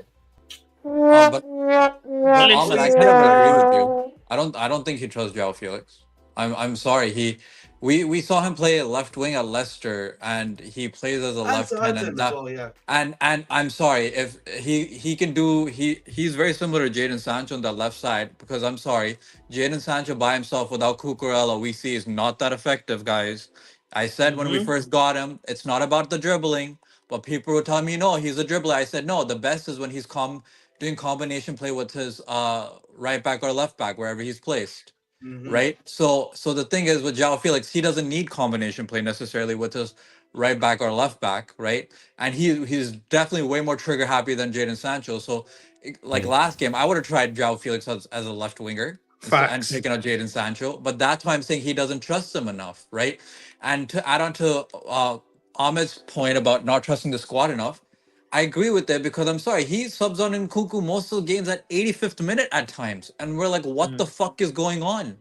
If he trusted these players more, maybe that's why he would sub them on earlier, because we're getting the same substitutions at the exact time on the dot. 70 to 75th minute, it's either Neto's coming on for Madueke or it's Jackson off for Nkunku, and that's it. We're getting games now, we're only getting one substitution a game. At most two. He did his earliest sub, the Nkuku's earliest sub against Fulham. Yeah, it was. Yeah, that was the earliest sub at 72nd minute. I'm laughing because that's the earliest Nkuku's ever been on for us at the football club.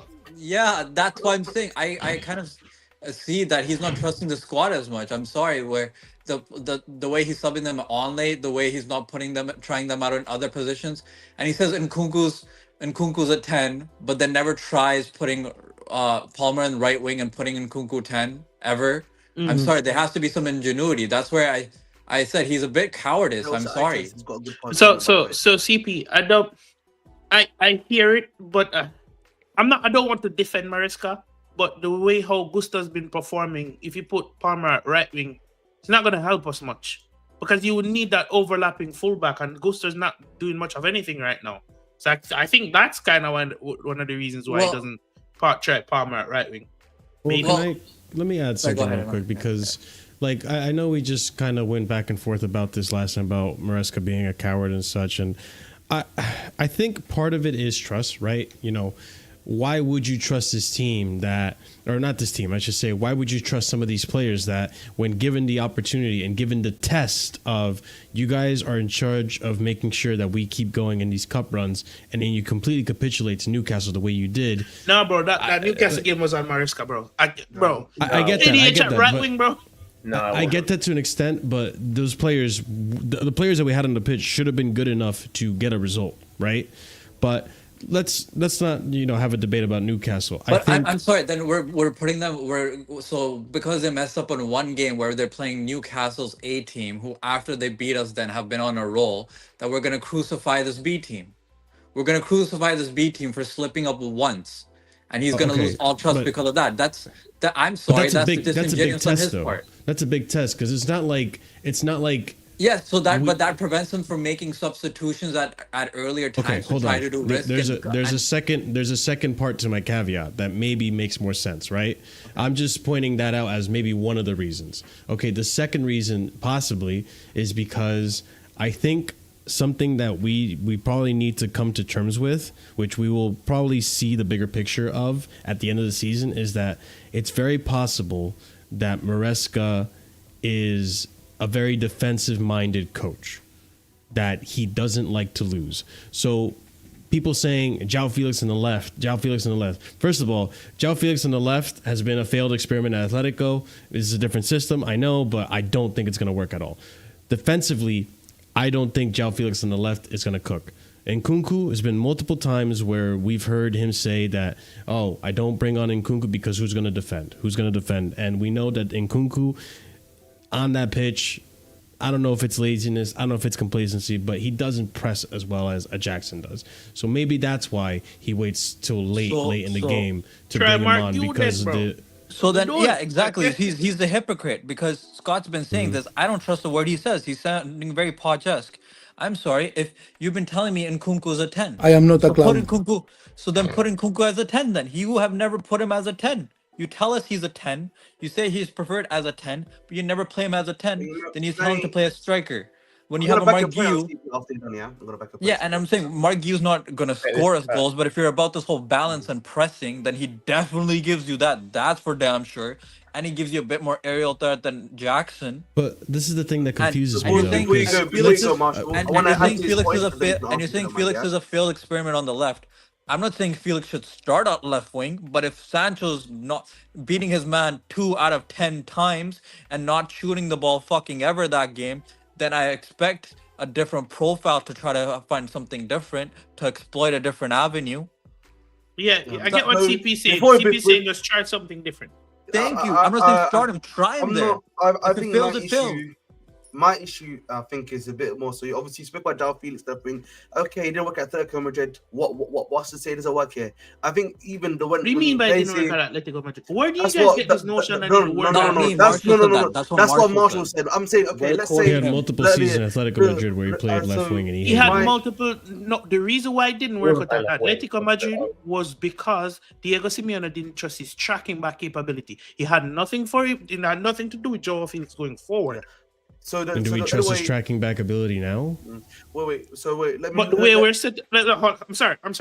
Ahmed, go on and I'll say what I have to say. Listen, I'm just gonna say, listen. Let's say, okay, they'll work in one place. We've still got another place where it can definitely work at Chelsea. And even at Chelsea, he's not even playing like pure left wing. He pretty much plays as an inside forward, by the way, at Chelsea at times, where he will come, he'll meander into. Yeah, but that's where he's played this season, as an inside forward, not as a left winger. Yeah, so that's what I'm saying. He doesn't need to listen. When he comes on, he doesn't need to be left wing. You can say, okay, rather than you be left wing, you come onto the left, but you're inside forward for us. He's only done that in one game, by the way. Yeah, and I just think Leicester, and I just think for me, my issue becomes, I know I don't like to listen. I was advocating for this. Scott knows this too.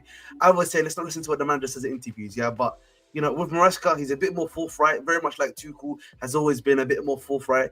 And when you say I want Cassidy, I trusted him, yeah, and he's on the bench, and you're not gonna bring him on, I have to start looking at it differently. When I'm hearing reports from like tier 0 Chelsea reporters, yeah, and Simon Johnson, and you yourself hyping up guys like Guiu, saying stuff like that, you know what I mean? Again, I'm looking at you a bit weird, confusingly. When you... Hey Blues, this is how to say my name, Mark Guiu. Come on, say it right. Marshall, get out of your mouth, please. I'm just saying, it's here to correct everyone. Thank you. And anyway, but you understand what I'm talking about, right? In terms of him.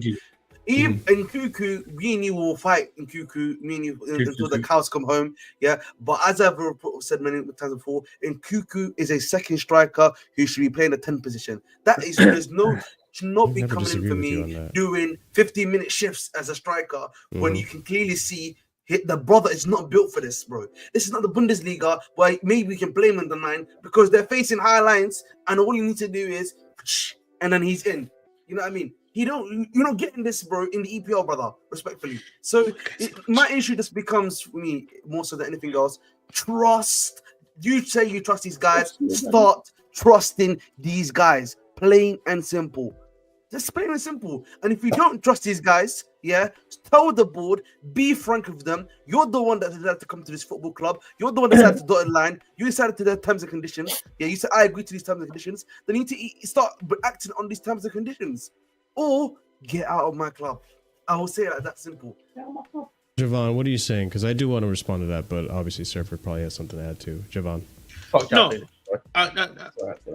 No. So let me before I say anything, right? When I give my analysis, I'm giving my analysis objectively. Yeah, right? yeah. So I don't really care whether someone likes Joao Felix or not. Or I'm just giving it objectively. And objectively looking, the level of running that Atletico do in their system and how they set up comes nowhere close to the level that Chelsea does, right? We're far down the pecking order comparing. And that's just their style of play and that's their identity and that's their DNA. So when you take a player out of Atletico Madrid system and plug it into our system, even when the levels are not the same, we're playing a different style of play. All I'm saying is it didn't work out at Atletico Madrid for Joao Felix simply because Simeone didn't like his defensive work. But his level of defensive work can still do a job for us. Again, I'm not asking this man to start games week in, week out. I'm not asking this to give him, okay, at the 58th minute marker at halftime, sub him on. I'm saying, if he's on the bench, we're playing a game where it's 1-0. You see our players that are visibly tired, and we have options on the bench, use him. I'm not asking you to give this man 30, 45 minutes, right? We have to take these things into context. You have someone on the bench that can give you something different. That's what on the field that's not working out. And 9 times out of 10, if you put him on, something's going to change. If it's even to retain the ball. We have a ball carrier. How much times did we see when we were in transition against Fulham, the transition play got broken down? Whether tired legs or people just not being up to par on the day. That's when you rely on your bench for these games. But I mean, and listen, I do criticize Maresca for not putting on fresh legs that game. I do criticize Maresca for not making subs more often and not trusting his bench. However, I do have to add context to this, right? When I'm thinking Maresca wants to not lose a match, you look at the bench that he had, and obviously he selected the squad, and I have to put that onus on him for selecting the squad he selected and having the bench that he had, right? I thought maybe a Josh Hatchinpong wouldn't have been a bad shout on that bench. Cassidy is on that bench. I don't think he would have done much. If KDH was available, which now we know KDH wasn't available, he wouldn't have been a bad addition. Guys, we weren't losing the game up until 90 minutes in stoppage time. We conceded. But we weren't going for the win, though. No, but we were winning. We were winning up until the 82nd minute. Yes, we were. But then we stopped winning, and then we started drawing, and he still didn't make any substitutions. No. The the game had the tide of the game had changed. No, massively and I in understand this that. amount I understand that. But the this reason amount for of me damage, saying that, right? The reason for me saying that is that I don't see how, if by the 81st minute, right, I'm winning a game 1-0, I don't see how bringing on João Felix for the left or for Cole Palmer or bringing on a Mark Guiu is going to help me solidify that score outside of probably trying to score more. And I can explain that. Before you go, Javon, I do want to hear Andrew because he has been waiting. Go ahead, Andrew. we don't want to hear Andrew, man. We don't want to hear Andrew. Shut up, man. It's an equal opportunity. Again, yeah. It's an equal opportunity platform. Yeah. Don't bring up. We let you speak. You on football bingo like I did the other day. Oh, dude, that was bad. Oh my god. And I'm going to come No, I need to do a football bingo actually with Ahmed. We now call it the Ahmed. Listen, I'll win. That's it. You get 5 wrong, we call it the Ahmed now. The Sarcasm City. You got 5 wrong. Sorry, you are. It was really bad. It was a very hard one. It's a very hard one. I'll be honest. Going sidetrack. Going into what you said. You said you didn't see a reason to bring him on, and Ahmed's right. It wasn't the fact to bring him on when you're 1-0 or 2-1 down. It's the fact to bring him on before that tide had turned. We were losing the ball up front a lot in transition. That left a gap there and allowed for him to run in. We were dropping as well a bit, which didn't help. Our right side was getting cooked. Neto was doing a bleep test on the right wing, up and down the whole thing. He didn't use his bench when we are in a hectic Christmas schedule. He put in Cuckoo on for your number 9 for the second game in a row when you told us previous to the Everton game you don't see in Cuckoo as a number 9, but that's who you do. He had options on the bench. You could have put Cassidy on. What you think of him, change it up, add a bit more, another body in midfield, put Achimpong at right back or Disasi at right back to make it more defensive. Bring João Felix on, move Palmer to the right. What he didn't do is what he's done in previous games. So the last 2 was actually make changes, positive changes. He didn't. He didn't make positive changes. He didn't make any changes, and that's where you have to. That's where you have to criticize him, because everyone could see Fulham were, although they weren't peppering Sanchez, because I know Leno made more saves than they made. Sanchez made proper saves. Yeah. They were still having more of a grip on the game. We weren't. We were losing it. We was getting overrun. And that's where, and part of that was his decision, which I agree with. If there is discipline issues, was to take Madueke and Veiga out. That's fine. But then you leave yourself limited on the options. But there were options there. I'm not going to have this what could he have done and stuff like that. And this is coming from me. Try João Felix. I don't know what the issue is about why you wouldn't try João Felix at all. Do you know what I mean? Move Palmer out to the right or take him off or whatever. You have to make changes. We haven't lost to Fulham at the Bridge since 1979. 43 years, bro. They haven't scored at the Bridge since 2011. And Dempsey. Okay? Not Acadocious, baby. They haven't scored for 13 years at the Bridge. Okay? This is what I'm saying. So he had options there and he chose not to do them. That's something he didn't have any impact. If he had tried the subs and it hadn't worked, he wouldn't get as much criticism, because we would go, well, he tried, it just didn't work out. Do you know what I mean? But he didn't even try, and that's one of my big issues. That was my biggest issue. That's why everything falls on Maresca the other day. Everyone going about Sanchez with that kick. Yeah, it was a rubbish kick, but he wasn't 100% to blame for that goal going in. And also, if you remember, Sanchez was hoofing that ball up from every goal kick. That's an instruction from the manager. He was doing it the entire game. That's the instruction from the manager. Why are we hoofing the ball up to who? Who's going to head it on or hold it up like that? Everything for me, that was the worst in-game management. In-game management performance Maresca's had seen from him. 100%. Can I say what I was about to say? Yeah, go ahead. Okay, so when you said we weren't losing the game until the 81st minute, that's the wrong way to look at it. We were losing the game earlier in the we started to lose the game when you see the likes of Cole Palmer not playing that through ball. Whether it was onside or not, that's not the point. Sometimes you know that in this game, right? Because I've tried to play at the professional level and I coach. Do you know that sometimes if the pass is on, it doesn't matter if it's offside or not, you playing that pass gives the defense the defense a second thought. You know that, right? So when you see people like Palmer losing legs, not playing certain passes that are supposed to be played, and just try to take the mick out of players. That's also a form of lack of discipline. If we really want to get detailed about it, that's a lack of discipline because you're not killing the team off, right? Okay. When you see things that start to happen, whether you rate Felix or not, whether you trust Felix or not, you have to make a change which signifies you're a no nonsense coach. These are the things that gets people frustrated. You talk about closing off the game. You don't see where bringing on a Felix would do so. It would have prompted a change from the coach to say, hey guys, we need to get the second goal.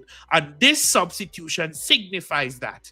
It doesn't matter if you rate Felix or not. It doesn't matter if you think he's good enough or not. But it still signifies something, and it's another opposition, and it's another factor that the opposition has to take into consideration. Simple and done.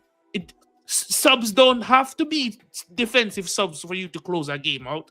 They don't have to be midfield subs, right? Who knows? What if you sub Felix at 1-0 and then he starts drawing fouls? Isn't that a form of closing the game out? What if you realize that Felix? What if Felix comes on and he realizes, yo, maybe if I make an impact here, I could get more minutes going forward, and he scores a goal? Isn't that a way of closing the game out? Yeah, but not to argue too much on that point, right? I understand where you guys are coming from, but like you just said that right there, Javon. Like Cole, for example, as much as I wanted him hooked, he was trying to draw fouls towards the end of the game. But at that point, it was too late. The issues with Cole started to come in the 50th, 68th minute when he wasn't playing certain passes, when he was lackadaisical on the ball. I'm talking from the... Let's say you don't make subs. At least start to yell at people at the sidelines to get the energy up.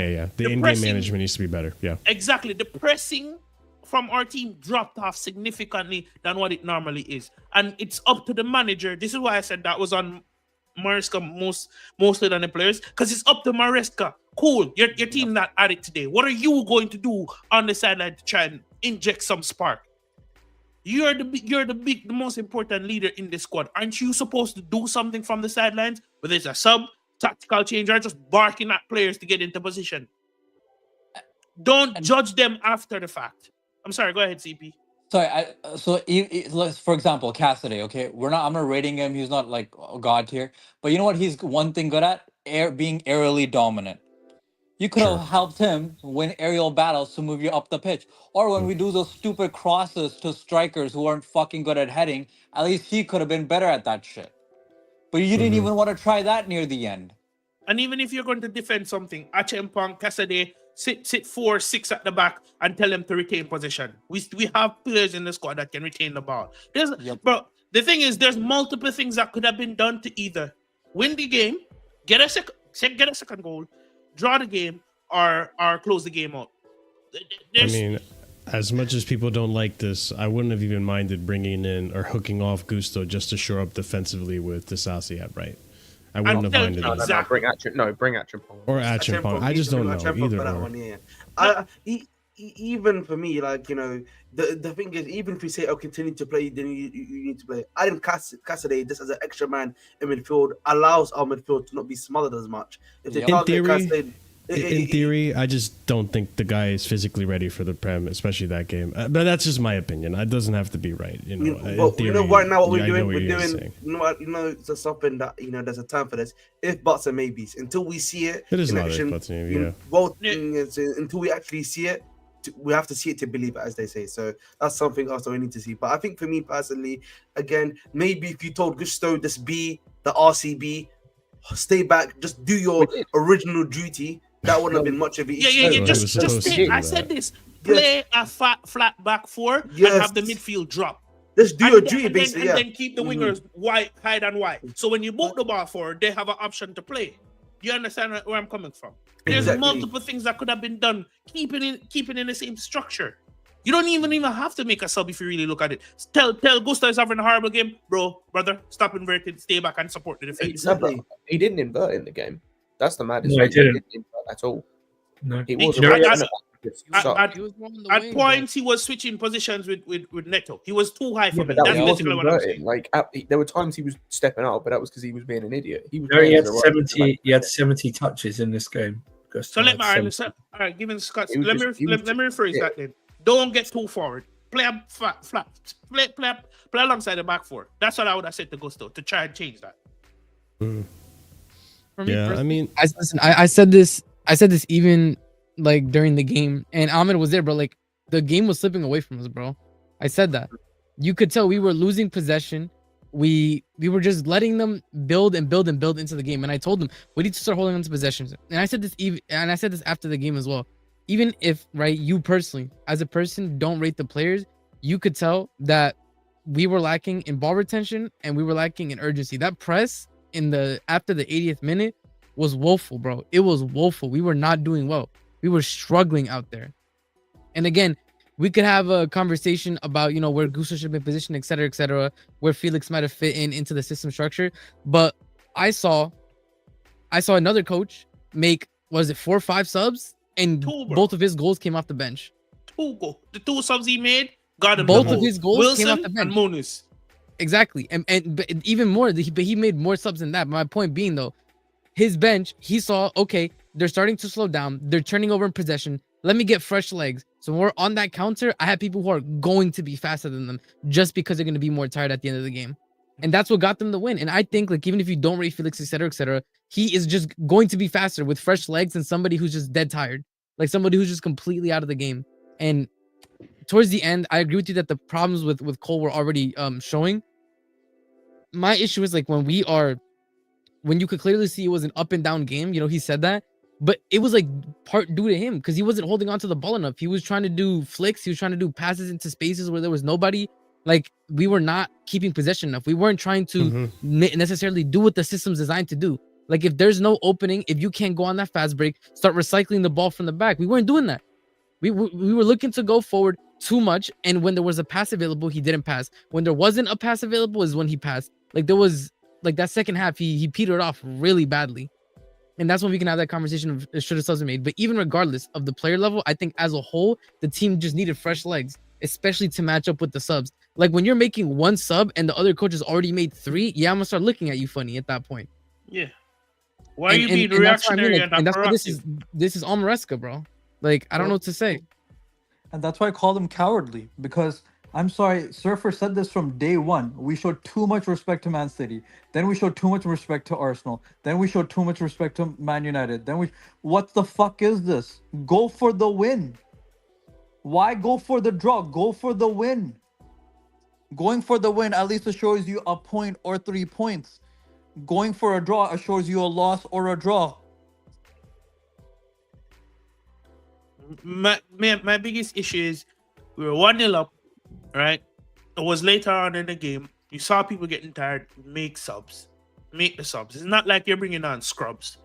Make a couple subs. Exactly, bro. This is not like you're the manager of Ipswich Town, and you've got bums on the bench. Respectfully, this is not it. And I think for me, when this comes down to it, a manager is just as good as his tactics, right? Obviously at the beginning of the game, but also he gets paid for his in-game management and tactical changes. You know what I mean? That is what a coach is meant to do.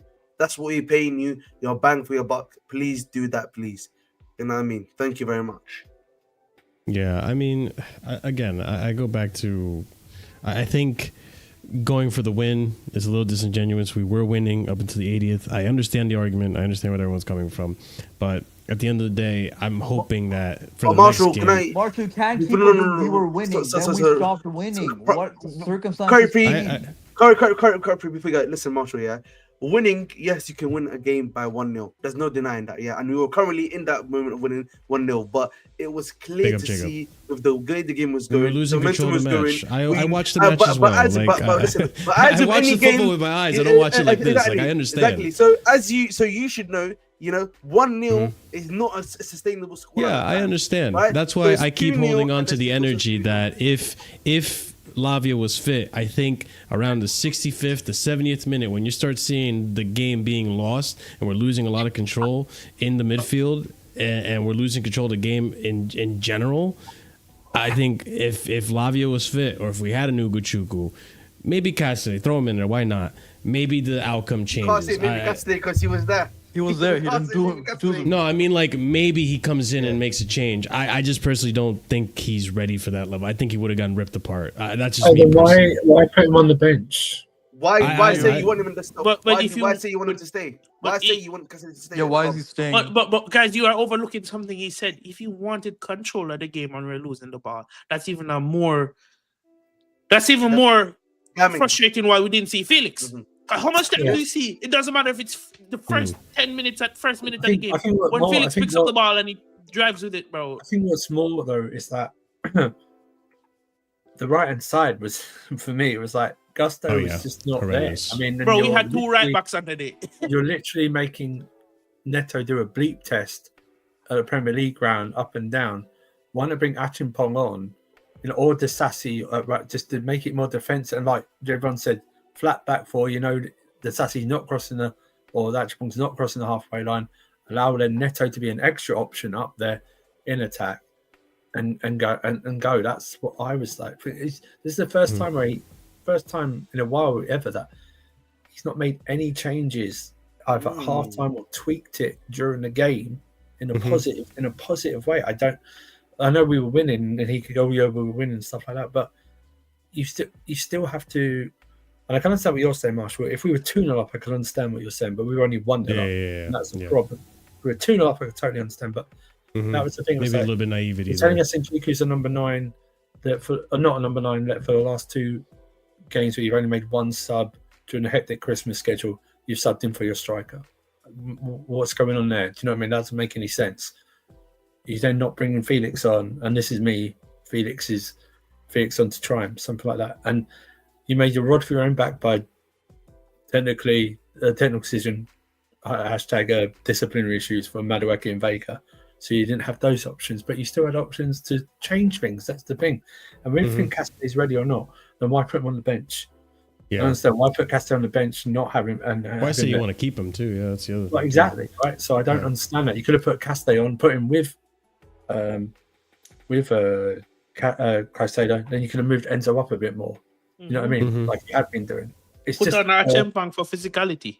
Yeah, or even if you wanted to try and invert Caicedo, right? But this is where the trust thing comes in, right? Like that's just why I criticize him for not having trust. It's the thing, though. He needs to. That's his decision yet again. Then that's on him. It's on him. Everything about this game is not on individual players. In terms of it's on him. It's his decision to make Sanchez boot the ball up after every goal kick is an instruction from the manager. You can blame Sanchez for that terrible kick at the end, no problem. But that's just a momentary issue and stuff like that. To have Gusto have more touches than your inverted left back in Cucurella is another thing I don't understand. Why Gusto's had like 70 odd touches and Cucurella's only about 44 is mind blowing. Do you know what I mean? It's just not making the changes. You're more proactive. This is why we praise you, because you're more proactive. And this is a game that just didn't. Everything just went through bar. You know what I mean? Basically. And sorry, just with the whole cowardly thing. If he didn't tell Sanchez to do long balls, then like he quoted in Leicester when he said about Hermanson that if he doesn't do the job, I will get him sub him off or get him off the team. Then get him off the team. Well, I want Jorgensen playing next game. If this man, because that's what he said. I want Jorgensen to play the next game. If he didn't tell Sanchez to put long balls, because he did that 14 times and only succeeded twice. But so he's at fault. So either he's at fault for the tactic, or if he starts him next game, then he's at fault for lying again. But we know he did because nothing's been talked about it since. Do you know what I mean? We know his instructions. It's been the last 3 games that he's been doing a lot of this long hoofball stuff. So he's been doing it in a lot of games previously to that as well. But you it's been a lot more noticeable in the last 3 games where we've not been complaining too much about Sanchez just giving the ball away in the stupidest areas, giving bad passes. I think a lot of it's been winning ones as well. Everton, you've been winning. Sanchez has been doing this the whole year. We spent the entire season talking about Sanchez's terrible distribution, long passing. Well, that's obviously it was terrible in that game as well. It was 2 out of 14. Okay, I mean that's a conversation for instruction a different day. This is what we said before. Maresca's one of them, and he's still doing it. This is on Maresca again. It's not on the player anymore. His decision to stick with Sanchez is going to come back and bite him. It's just going to do that, and it's happening. It's happening in the big games this season, and it happened a bit because everyone forgets Sanchez is very lucky he didn't give away a goal against Fulham with that short pass. Just about got past that Fulham player. Before he made that save against for Anthony, which was a good save, no problem. But everyone forgets that. But his continuation to use Sanchez, and then amazingly, his instructions have actually shown us that Sanchez's distribution is shit. Is average to say the least. And use him, and that's an issue. But that was a small issue on Thursday. His overall in-game management was the biggest downfall for us. On Thursday. Sanchez wouldn't be deemed a shipkeeper if he just played as a regular goalkeeper. Yeah, think about that for a minute. He wouldn't be deemed a shit keeper if he played as a regular goalkeeper. Not playing out from the back, because his cross collection is okay. His shot stopping is okay. It would be just an average keeper. It wouldn't be a shit keeper. No. I agree. If he just literally there's no point in taking the big free kick, the big goal kicks. There's no one up there to head it on, or to control it or anything like that. Just roll it out from the back, or pass out short from the back, and then leave it like that. That's what you should do. This whole thing about booting it up, it's just a waste. It's just a loss of a ball. He's probably high on the list for losing the most balls on Thursday because of his goal kicks were going nowhere. Well, he lost it at least 12 times. Yeah, it's not a good look for Sanchez in terms of keeping possession. But I think CP brought up a really good point. Time's going to tell, because if it was an instruction, then we'll see him continuing to do so in the next match. And if it wasn't an instruction, then potentially we see him hooked for the next match if he's a man of his word. But there's no really way of telling until, Soraya, the only person that asked questions in the press conference, actually asks him. Let's actually, that was a good discussion on Felix. But let's also bring it over to some transfer plans for January. We went over this slightly the last show, but I think there's a bit of an update as well in terms of what we're going to be doing now that January transfer window is opening up in less than a week. We got 4 days left pretty much until teams start to make moves. 2 days or 3 days? 3. Is it 3 days? As of now, it is 3 days. Yeah. So let's bring up the first tweet here. Simon Johnson Sport reporting the theory that Chelsea are a CB and a goalkeeper away from being able to win the Premier League this season is not a view taken by the hierarchy. We'll come back to that. Fabrizio Romano also reporting here. Big up, Robert. Justin, Chelsea are not that busy for January and are not desperate to bring players in. They are happy with what they are doing.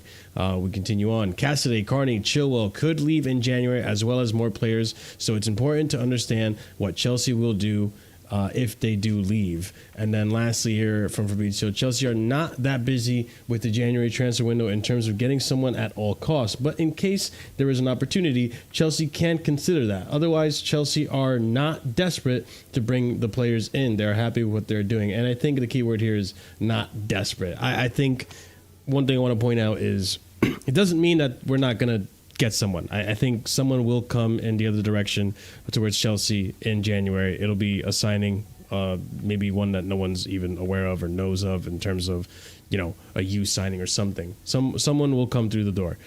However, I don't think we're in a spot where we're hurting for signings per se. I think very light in midfield. Very light in midfield. I think the directors are looking at the whole squad and looking at the injuries and thinking, okay, well, this guy's going to come back in a week or so. The squad's not going to look as, lacking when these profiles come back. But I don't know. Are you guys satisfied with what you're hearing, what the transfer plan? It's looking like more of an outgoing window than it is an incoming window. Yes. No.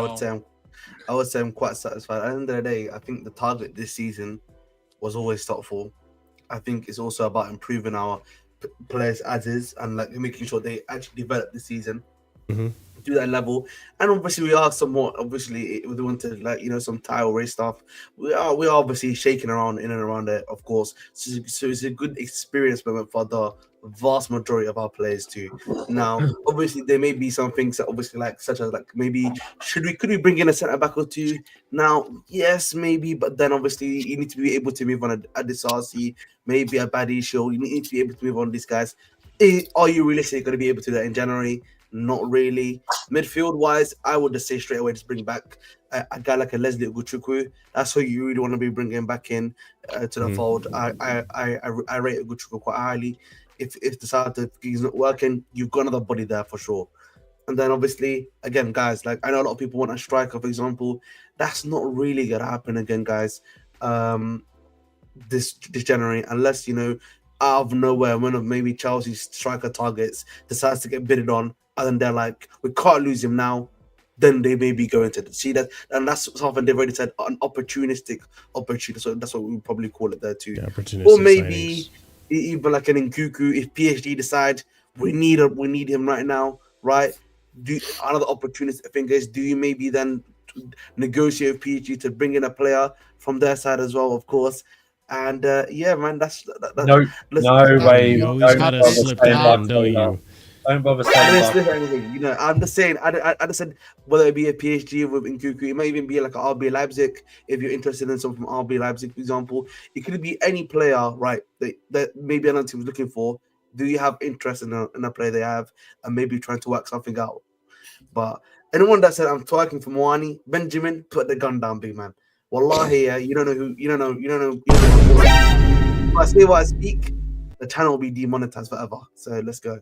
Thank you. I first of all, Benjamin, the Benjamin and Atayo back-to-back messages. I mean, that's just the bookends of absolute horse shit right there in terms of messages. But there we go. Bring back Gallagher, man. Yeah, let's bring back Gallagher to you. Sorry, yeah. There's no work rate in Enzo or Caicedo in the midfield. Yeah, that's right. You want Gallagher? I think got to woke up.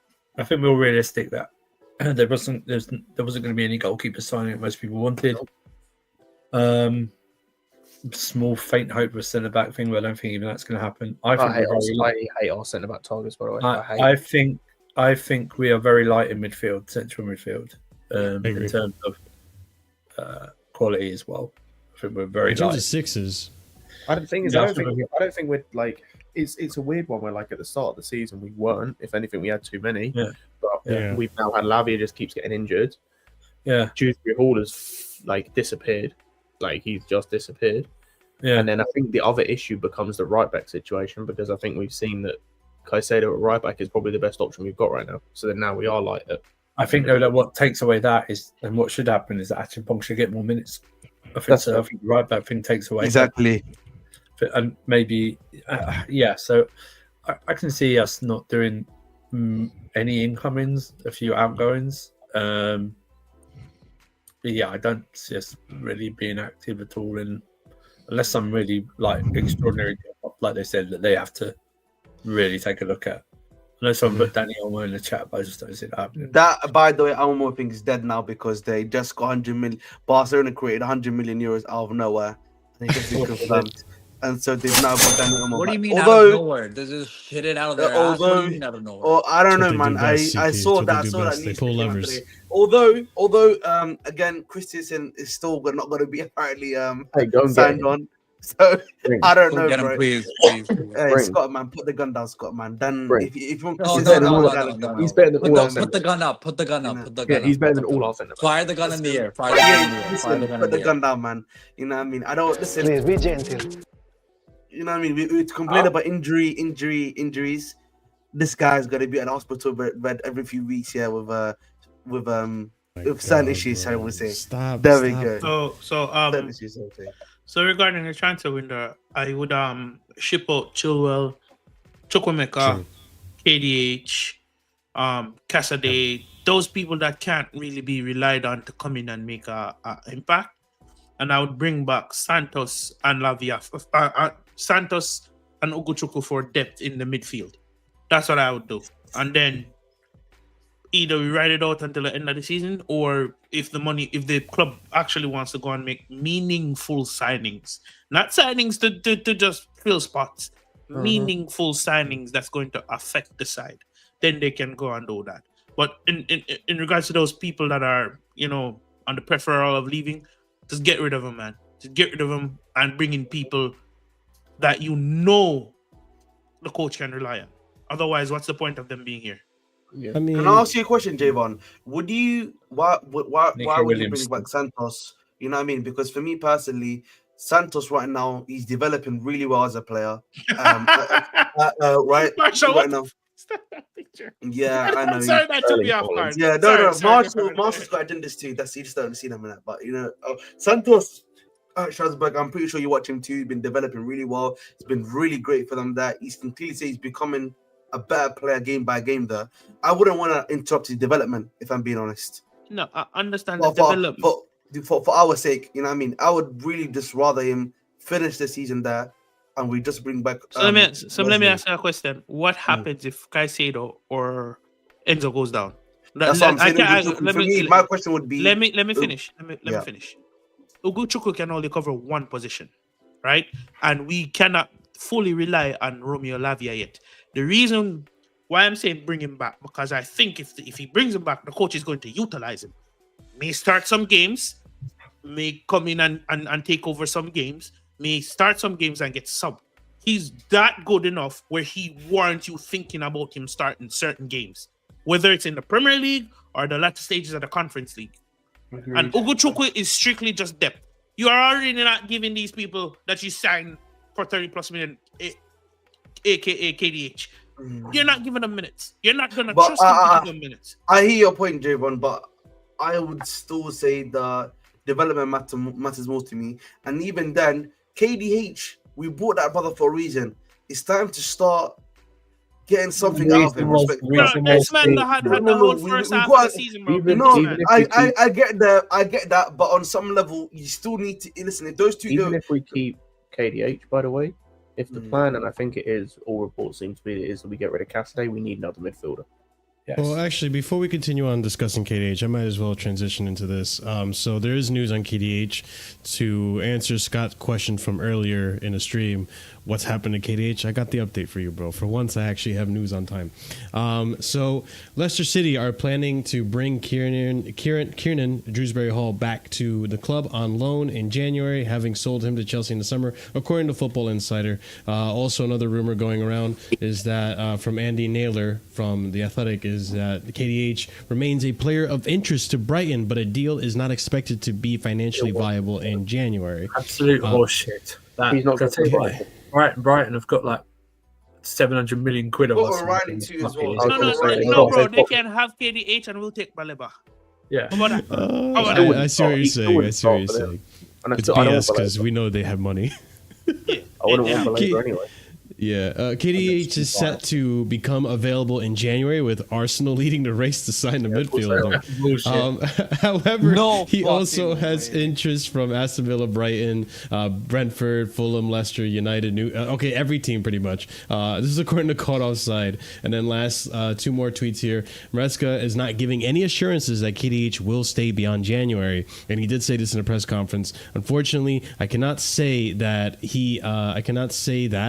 about him staying, so not about Kieran, about all the squad, because when the transfer window is open, unfortunately, anything can happen. Notice how his answer for KDH was more anything can happen, whereas other people, it's like, hey, I want to keep him, I don't want him to go. But Marshall went to the depths of hell. To find these reports. Enzo Maresca that's a quote. I can just show the video. It says it. But anyways, people actually saying things, you just fabricate barcode. But there we go. Yeah, exactly. Facts. Listen, sorry, man. When he comes to my club, disrespectful. Hey, when he comes to my club, he can go to Rams. He can go to Rams. Yeah, your club Rams. Yeah. But lastly, apparently, the reason why Kieran wasn't in the Fulham squad was because he's injured. So there's that. No, but at the end of the day, this was a waste of. I'm gonna keep it harsh. Unreal. It was a waste of $30 million. It was PCR, bro. It was PCR. It was just PCR. Bro, it was FFP favor, bro. It's an FFP favor. KDH was genuinely a PSR signing. That's the way it was, bro. We need to bro, 100%. PSL signing, bro. No, he wasn't. He was bought to spread the word of Maresca in the dressing room. I don't know why you guys. Bro, I don't care what he was. I don't care what, bro. I don't care what he was brought in for. He does not get utilized enough to justify the spending on the 30 million. Someone said it's a political The minutes you're giving KDH, you could have used it to develop Lavia to understand how we play in our system, because you already had Lavia. Spread the word of Maresca and it worked. Bro, businessman. Respectfully, of course. Done his job, man. We're gonna make someone pay. We're gonna make someone pay over 40 million for him and get our money back in change. I don't know, man. I feel like, guys, it's only been 6 months, man. I feel like we've been way too harsh on the brother a little bit, No, man. You know what I mean? listen, it's not about. Yeah, it's definitely about being harsh, because here's the thing: it's different if the coach brought him in and we saw him utilize him more. He doesn't. He barely utilizes him on match day. He doesn't even make the squad, even when he's fully fit. What are we talking about? But Maresca goes as far as to try to play him on the right wing, and it didn't work to try and find a spot for him. But I'm playing devil's advocate here, Javon. What if he was brought in? Yeah, it's my favorite thing to do. What if he was brought in for the purpose of, he knows the system and he was going to be an easy one to just shoehorn in and help him, with what he needs on the pitch until the players catch up. But the players were talented enough that they learned the system pretty quick, and now KDH is kind of... You answered your own question there. Fuckery, you just thought, brother. Straight up, bro. That foolishness, brother. Straight fuckery. Because think about it. You're going to a higher level and higher IQ squad than you had at Leicester. You don't think, and if we take a look back at it, which I hate to do, we kind of saw some resemblance of the system now with how Poch set up at the end of last season. You're telling me this squad couldn't easily adapt? Bro, top chat fucker, brother. I hear the PSR signing more than that bullshit you just brought. Legit was the PSR signing, bro. or the DEI hires. We need more Brexit, man. We need more Brexit in our team. Oh my god. Who said it was a DEI hire? It's Adrian in the chat. Adrian in the chat said that. That's what I'm saying. I agree. He said that's a behind the scenes stuff, man. Behind the scenes stuff, bro. Bro, honestly, I think we missed the ball here, because we could have given these minutes, which would be more meaningful, to Leslie. I think we missed the ball here, because Leslie would have understood our system and he would be a viable defensive midfield coverage, just even to give some of these guys a rest. No, you were doing box to box in preseason too. Exactly. And on top of it, when KDH would play in the Palmer / Enzo when Enzo drifts forward role, you're not gonna sub either one of them to put on KDH. You would give Akai a break here and there to put him on for Leslie, because Leslie is physical enough, can do a job there for 10-15 minutes. Come on, bro. We screwed the pooch on this one. I'm not gonna lie. Listen, you guys know I've been the biggest critic of what KDH has brought to the table.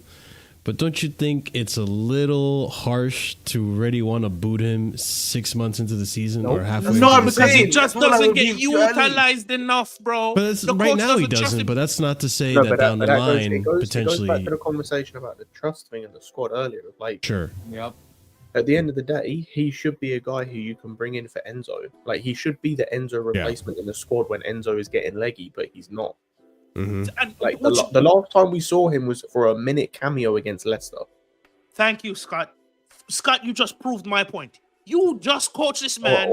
This man was pivotal to you winning a title. This man was pivotal to you winning a title, right? This man was pivotal to you winning a title. You bring him in as a part of your package, right? And now you're in another squad. You can't even look at this man for 5 minutes to give Enzo a break.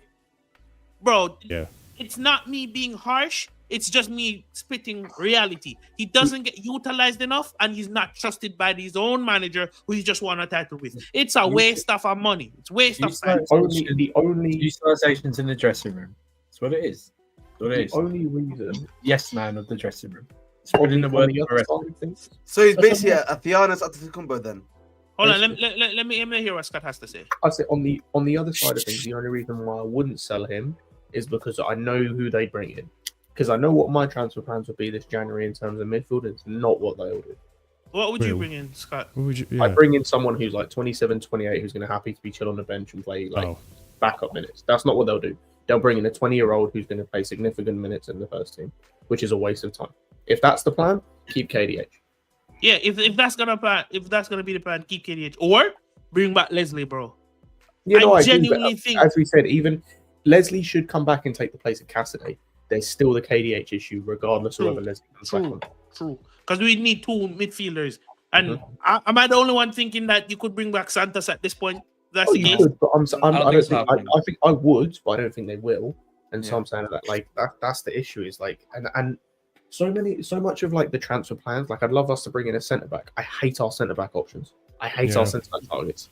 I despise them because of just what they represent. And I had an issue with it before, and I still have an issue with it now. Of the way they were going about. I thought the age thing was sorted with Tosin, but like. I think they made an exception because Tosin was free. I think with the opportunistic signings, that's where it tells me that it was the same with Tar as well. When we were linked with Tar early because he was going to be cheaper on a free. Yeah, bro. Honestly, I wouldn't even mind if they brought in Lukebia from RB. Guy can defend in the wide areas. The problem, I know you talk about Mr. Costello Jr., but right now he's injured. Because even I wanted to bring him in, but he's injured right now. So, like, if you bring him in, he's not ready for us. And we kind of need guys. I like Luque, but even he doesn't fix the issue I have with Santos. Before we continue on, ladies and gents, if you haven't done so already, do smash up the like buttons. Nearly 100 of you in the chat, so big up to every single one of you tuning in. I hope you enjoy, and if you're new here, subscribe to the channel. Also check out the memberships if you aren't new here. But yeah, do smash up the like button because it does help out tremendously with the algorithm. We do have one little topic before we move on to the striker thing that Ahmed wanted to talk about earlier, which will be an interesting topic. But this should be a quick one. Chilwell stuck at Chelsea. Free Chilwell. That's good, man. Free Chilwell. Ahmed. Look at the screen and say that with a straight face without a smile. Say that without a straight face. Come on. At least try. You know how bad it is for this guy, by the way? Look at this. Free Chilwell. Do you know how bad it is for Chilwell? Leicester fans don't even want this guy back. Free Chilwell, man. Free Chilwell. Seriously, man. Man United fans don't want to. That's free Chilwell, man. Free Wakanda Chilwell, forever? What are we doing here, man? What is this? You don't know what that means. Free. That means free. You know, for Wakanda forever is like this. This is free. Someone. Okay. Chill out, man. Details. I know you're in New Jersey. and stuff. Yeah, but listen. You mean let him leave?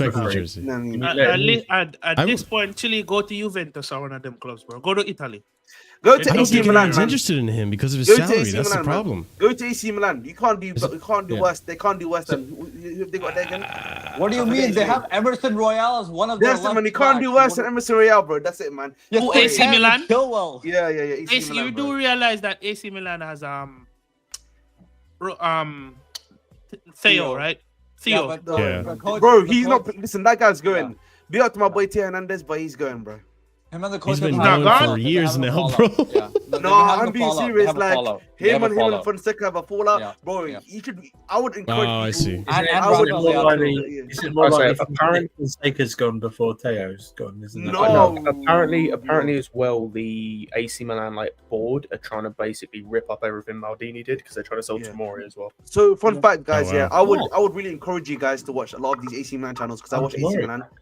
Serie A, watch out as you know, it's actually really crazy what's going on at AC Milan this year. Available for 20 mil. Oh yeah, Tomori at Chelsea.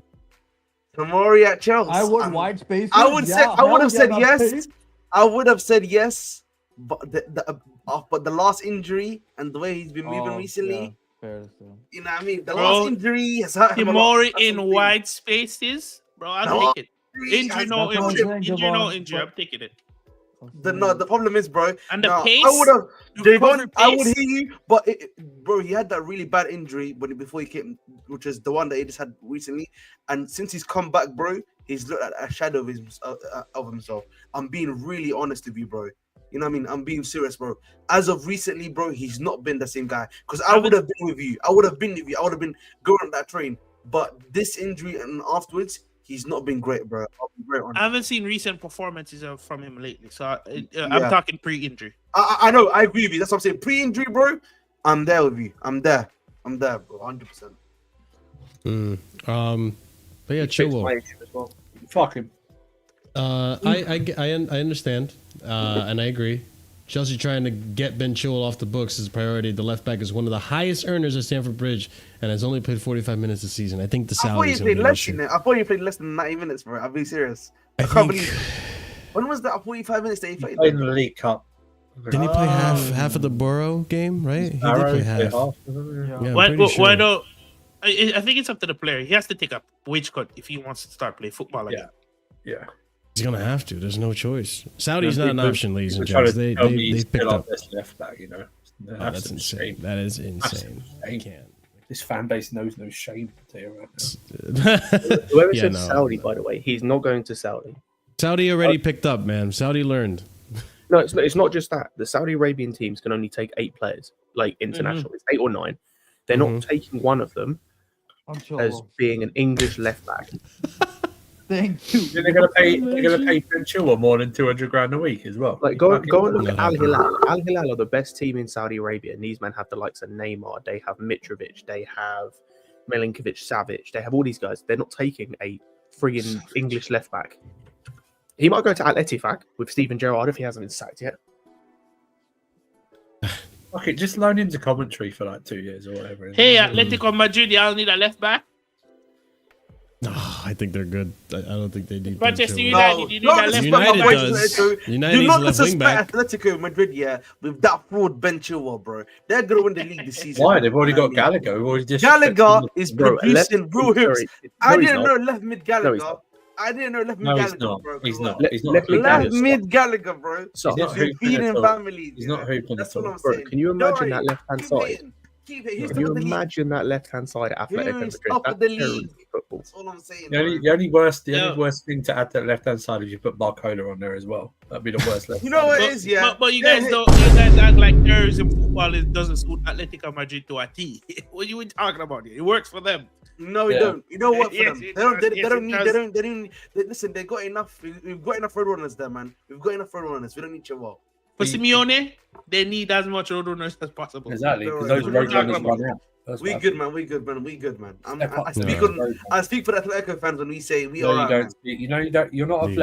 not You don't Atletico speak for fan. Atletico fans to begin Bro, with. I speak on them. On their Ahmed behalf. stocks are dipping as we speak, man. Let's continue. I thought they on. were already hitting Bro, rock bottom. Like, Bro, they're- bro, they're gonna take his stocks off the public trading. They're gonna take it off. My stocks have already been Can't trade brought up, them. man. I already Can't have a trade third them. party that buys my stocks, chat. I already have a third party that buys my So stocks. be careful for the Ahmed rug pull coming soon. You For have talent 10 ID like quid. ants. For 10 quid. A 10 quid rug pull. But all right, let's get into the yeah, right. Let's get into the meat and potatoes of transfer targets here. So the first story we have here is Guiu. So apparently Maresca came out and said that, so according to Simon Johnson, that Enzo Maresca has made it clear he wants to keep Mark Guiu. I don't see why he would want to get rid of him. We don't really have much striker depth. Doesn't make much sense. But you know, Marshall. But you know what the issue is, Marshall? Oh, I want to keep him. I want to believe in him. Does he even get a minute in the EPL? Thank you. Yep, that's what I'm saying. Then fucking play him. Jubbly. But we'll get in Cuckoo minutes, and then the fan base will be piling it on Cuckoo. Oh, look at this fat fraud! Can't press the ball. Chunky fella. That's what they start calling in Cuckoo, bro. I'm telling you, man. That's all we're gonna start. We're gonna start hearing in Cuckoo's overweight soon, bro. That's what you're gonna start hearing. Chunky, no you. No. Sorry, mate. Oh, me say me not call no man chunky. But anyways, all I was saying is, but that's another term that people like teasing. Have you not had like the time when people call other guys like chunky, which means that they're big? No, you never had that before. No. So yeah, anyways, I have. I get you, man. Yeah. I don't understand it. All I'm saying is, you can say one thing, but actions speak louder than words, Maresca. That's all I have to say. Yep.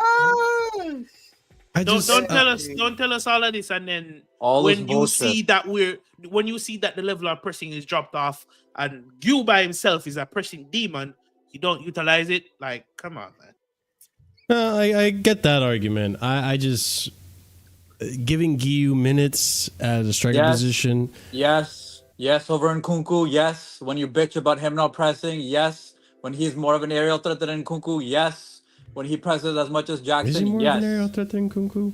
Yes, yes, he. What? Can I ask you a question? Why is that a question? Can I ask you a question, Marshall? Fucking Yeah. hell! There must be some great weed in New Jersey. Fucking hell. Why are you against giving you EPL visit? I'm not against it because if I was allowed to finish, I would have said I would be okay with giving him minutes against Ipswich, giving him minutes against Southampton, like other sides that we can comfortably put away. I just don't listen. Maybe this is just me being ageist, but I just don't think every player that is 18 years old is going to hit the ground running like a Lamine Yamal or like whatchamacallit, or like Mbappe. I just think if you bring him in and you give him some minutes, depending on the game, if it's the wrong game, this guy's just going to get bullied around. He's not the biggest guy on the pitch. He does do a lot of pressing, which is great, and we've seen him do pressing, but let's not forget, too, there was context earlier in the season where we saw him do the same things he was doing in terms of pressing earlier in the season, and people were already saying, sell him. No, he's not good enough. He's very raw. And now that we've seen him score goals, which he's improved on, which big up to Maresca for doing that and improving that in him. He's been more calm on the ball and collected and kept his composure better. Now people want to say, oh, give him a run of games. Like, no, it doesn't change anything. He's improving, and he's not going to... It's not so you're missing the trick here. So the trick, the trick you're missing is here. If even you said it, you want to see him get games here against Ipswich and these lesser sides, right? Yeah, that's fine. The whole point of... but the whole point of doing that is to ultimately see where he's at. Meaning, you give him games against Ipswich and those further sides as you will, and each game he improves to ultimately know that on the bench in the bigger games, if shit hits the fan and Jackson is not doing something, you can at least give me 20 minutes of this that can benefit the side. If you're not willing to do that, which is a building step-by-step process, put him on loan to build that elsewhere. Don't keep him and then don't do that at all. Yep. And yeah. That's like you buying a car and not driving it at all. Come on, bro. And Marshall, it doesn't make sense when he's the one who presses a lot. So you can't have a João Felix or an Nkunku play as a 10 then. Because it's also a point of not throwing him in, like you said. It's giving him building up minutes.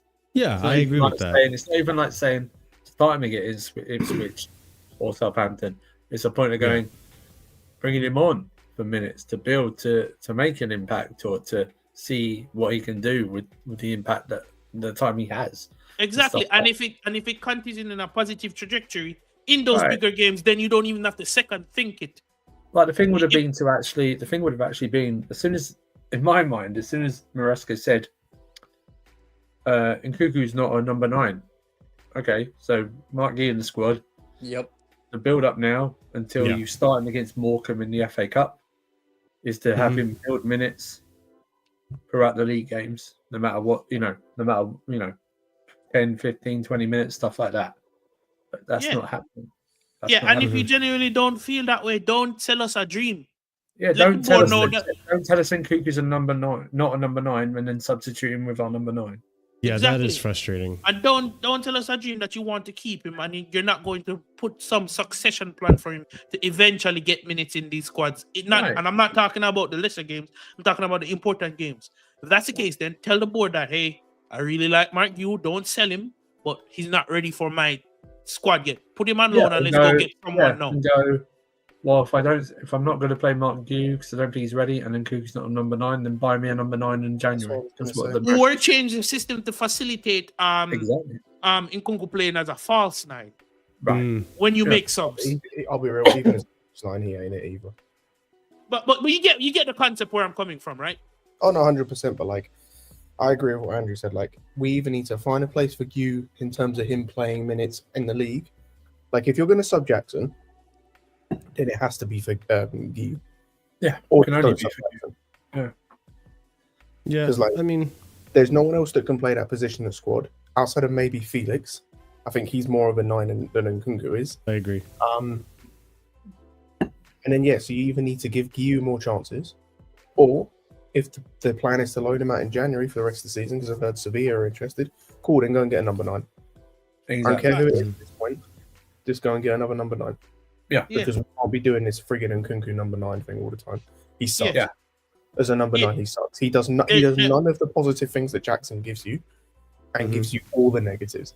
He's in the air, he's terrible. His touch is terrible.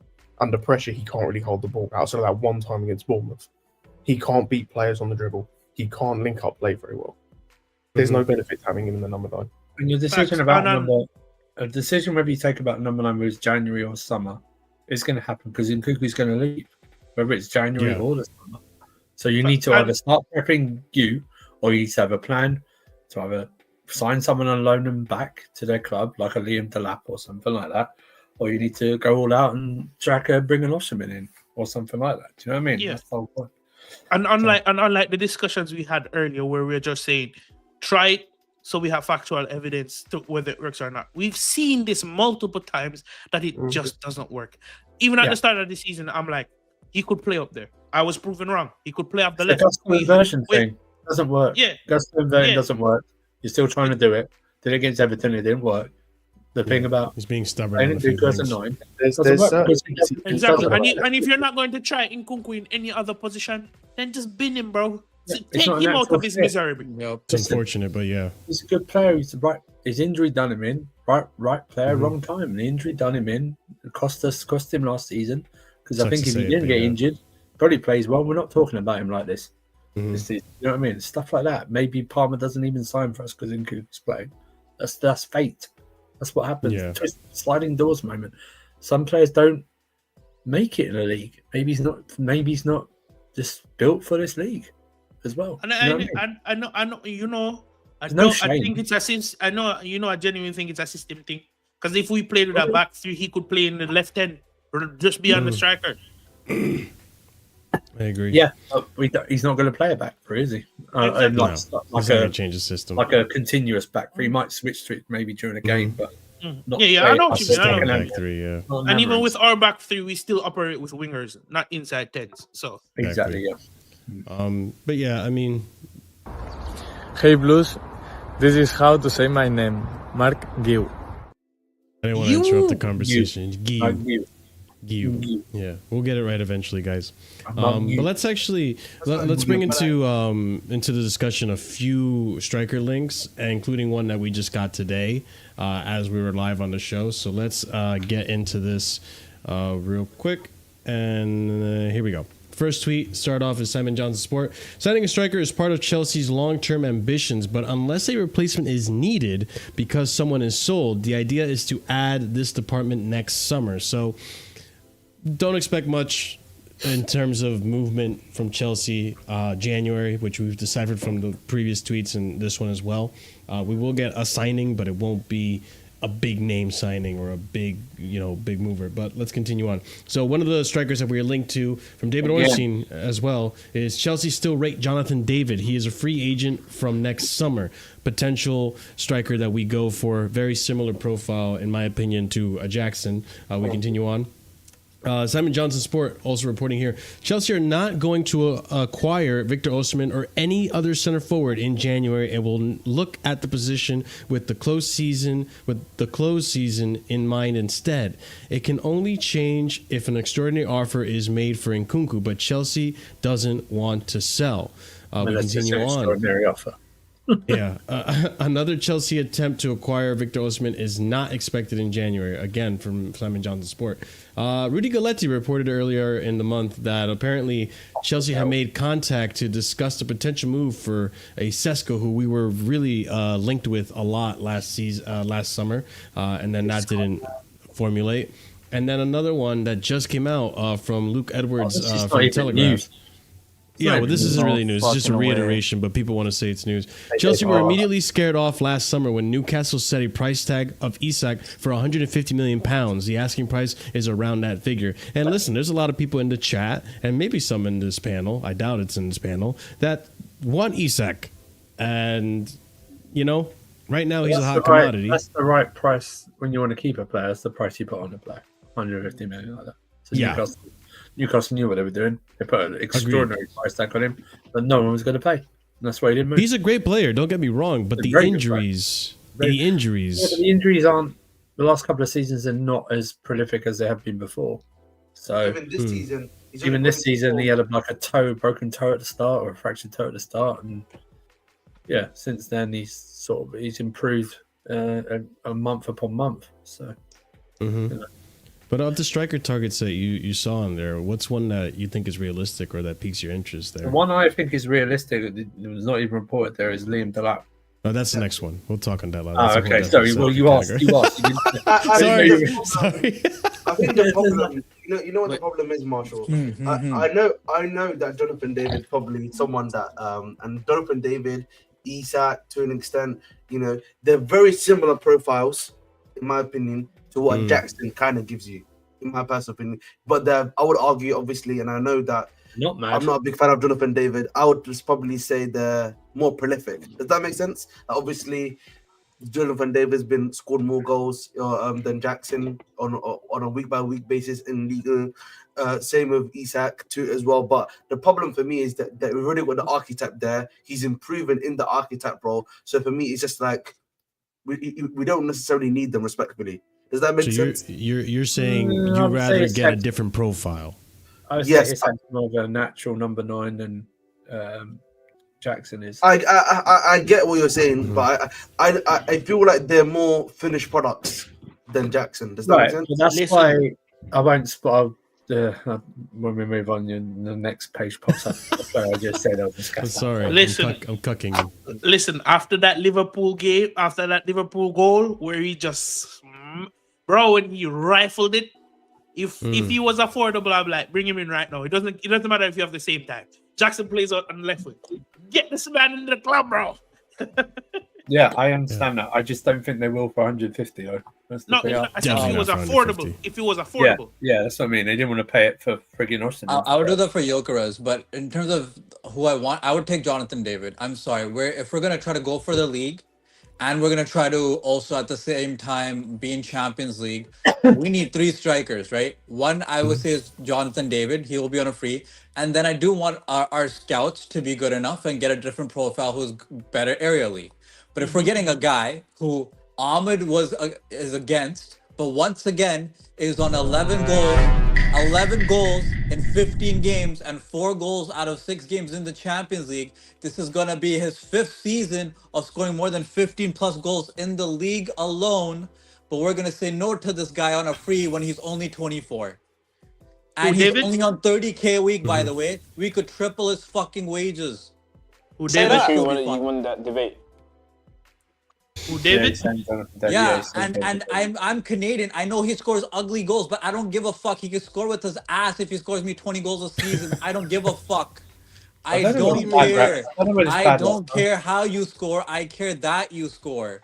Move on to the next one so I can talk about it, please. You know what I mean? All right. I got you. Get me the Just for you, Surfer. Thank you.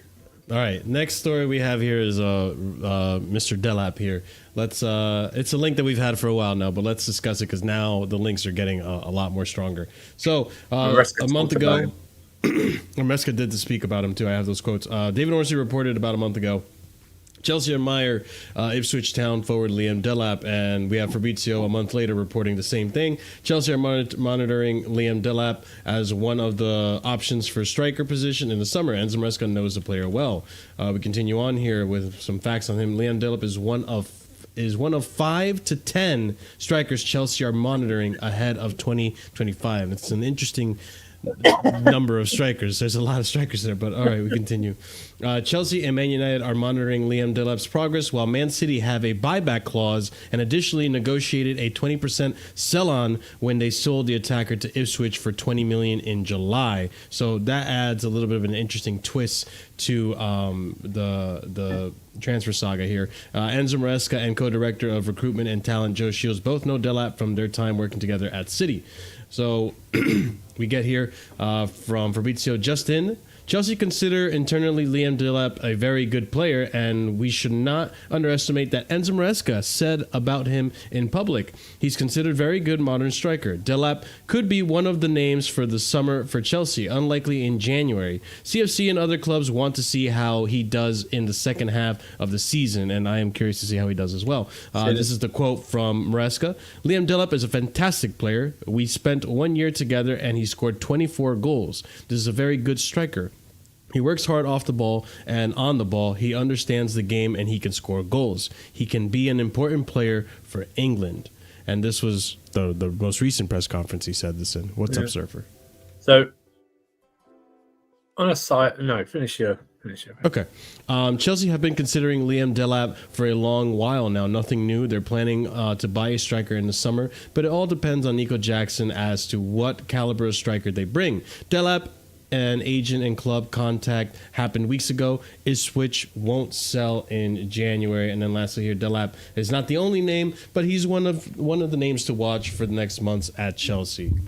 Chelsea have to be very. See, I think Ipswich will go down, so that affects the price of the guy for me. In terms of and the 20% selling clause, if that's true. The only way that it would possibly happen in January is if we buy him and loan him back. That's the only way it happens in January. Hold on, Surfer. On a side note, I just want to say, for shit, I saw a lot of Chelsea fans saying they wouldn't sign Liam Delap after his display against Arsenal yesterday. And I just went. I've seen Erling Haaland draw blanks against his Arsenal defence, but you're expecting Liam Delap to somehow score a hat trick at the Emirates when Ipswich weren't attacking. But listen, I don't know. It's the obvious thing is the links to Joe Shields and stuff like that. And, but his name keeps being up regular throughout the months and something like that. He's a different profile to Jackson, so that helps. He's more of a physical presence. We work off the ball, like you said. He's very strong. I think he's got about 6 league goals for Ipswich already. Ipswich, 6 league goals, and Ipswich scored 16 league goals. Yeah, exactly. I have a question for you, Winter. What if we sign him and loan Ipswich, Mark Guiu? I'm fine. That's fine. I don't mind. That'd be kind of cool, though. That'd be fine. Guiu goes there, and we get. Or like I said, if we buy him, we loan him back for the rest of the season to Ipswich. You know what I mean? It's something like that. It's like. It's like that. They're going to go. The situation is if Jackson scores more goals than he did last season. I keep saying this conversation changes from the summer where it had to be an Osterman or Gyökeres because we didn't think Jackson would be good enough to Jackson's the main guy and who's his backup. That's what the conversation changes to. That's why Delap's been linked more and more because Jackson, he didn't have the last couple of good games, but he's got nine league goals, having only played in the league this season, not played any other competition. So the conversation changes like that. Unless Oshman suddenly comes out and goes, yeah, I'll sign for you for only $100,000 a week or something like that, then I'll probably go sign Oshman. But I just don't think they're going to have to really start working on a deal for this guy probably now. Because if he progresses, and I think he's going to get double figures for Ipswich Town, and that would be sensational because it's Ipswich Town, right? They're not free scoring. They're going to get relegated because while they play good football, they're just not good enough. Yeah? And something like that. So it's an option out there. He looks like a very good player, and we're just basically we're just grabbing all of Man City's good kid players. At this moment, we're just adding them to the squad. Yeah, Man City can hold that, man.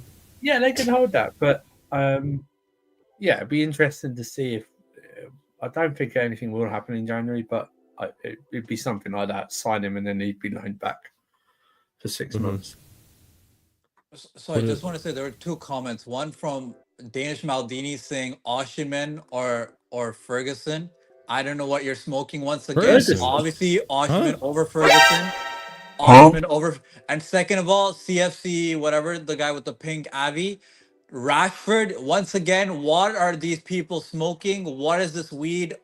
People need to know. No, thank you. People need to know. No one needs to know that. It's true, bro. Bro, are you good, bro? See a straw?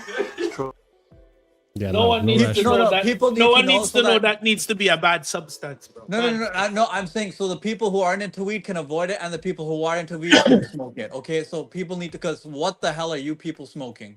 Where's this Ferguson Rashford thing? or Ferguson over Oh, but Osimhen? What I are we think doing? Brighton said they could make. They're gonna make available, right? He For hasn't loan. done Ferguson. I mean, he's had an injury and stuff like that. But no. They're gonna overprice it over Osimhen. Don't they want 80 mil for him too? Yes. Even if they drop it to 60, Osimhen's for 62. Yeah, no, thank Why you. the fuck am I No, taking thank you. Ferguson? No, thank you. thanks. No, thank you, Ferguson. I'm not This having. man- If I can, I'd rather man pay. can't even I'd get- rather pay 60 mil for Delap than Ferguson. Bro, this man can't even get regular game time at Brighton. Yeah. What is he doing here? Old Yeah. man Welbeck is nudging him out of the team. You know what I mean? What are we This doing is very true. Also, big up 7-inch destroyer for the Wow. 2.49 euro. Crazy, bro. Hey, he put in a super chat, man. 7-inch destroyer. Why does he want to score 7 inches? I don't know. €2.49. Why didn't you just call super him chat. Destroyer, bro? That's not his name. Is he only I that hate- tall? He's only I that hate- tall. I hate Chelsea, but happy that you guys are back. Oh, we're happy we're back too. We You're don't a hate small Chelsea. guy, man. Anybody? I know this is kind of left field, but anybody thought about signing like Joao Pedro as an option, maybe? I thought about that myself. Cunha, I think Cunha, I like Cunha that. would be I like cheaper. that. I like that. Again, Brighton I like tax that. though. How much are you going to charge us for it? That's I what feel I'm like saying. with That's him, what Cunha would be it's just cheaper. gonna be. I feel like with him though, it's gonna be. How shall I say? I feel like another year is needed. Does that make sense? I mean, how much more money are we going to give Brighton at this rate? You know what I mean? Yeah. It doesn't matter if quality's there, I know. quality's there. You know, spend the bread. know. What I'd about sign him. Cunha? Cunha? Cunha would be Anybody- cheaper, so I would take him. Cunha would be cheaper No, I than don't Joao want Cunha. Pedro. I feel like Cunha's got a bit way too much hype right now. He's also not a 9. Not a typical 9. Yeah. Oh, he's another Nkunku situation. Yeah, Yeah, he's like 10. another guy who wants to. That's He doesn't play bullshit. 9 in their system either. He plays as a 10. He wants to drop Okay. deep. Yeah, he Give plays it up, like Vic. they play 3 at Give the it back, up, don't they? So he plays like a left 10 sort of thing. All right, never mind then. Ahmed, you had a Break lot it to say down. when you pause the FIFA. You have a lot to say about Mr. Delap here. What do you got to say about Liam Delap? Delap, Rory Delap's his dad. Liam. Yeah, Keep mixing it up. But, I'm you just know, used to it's- Rory Delap. Yeah. You know, it's funny because before these links came, yeah, who was it that was mentioning in January and stuff about October? If the club is looking for a striker archetype, Man City Academy linked on Casually FC, he was one of the first to say his name.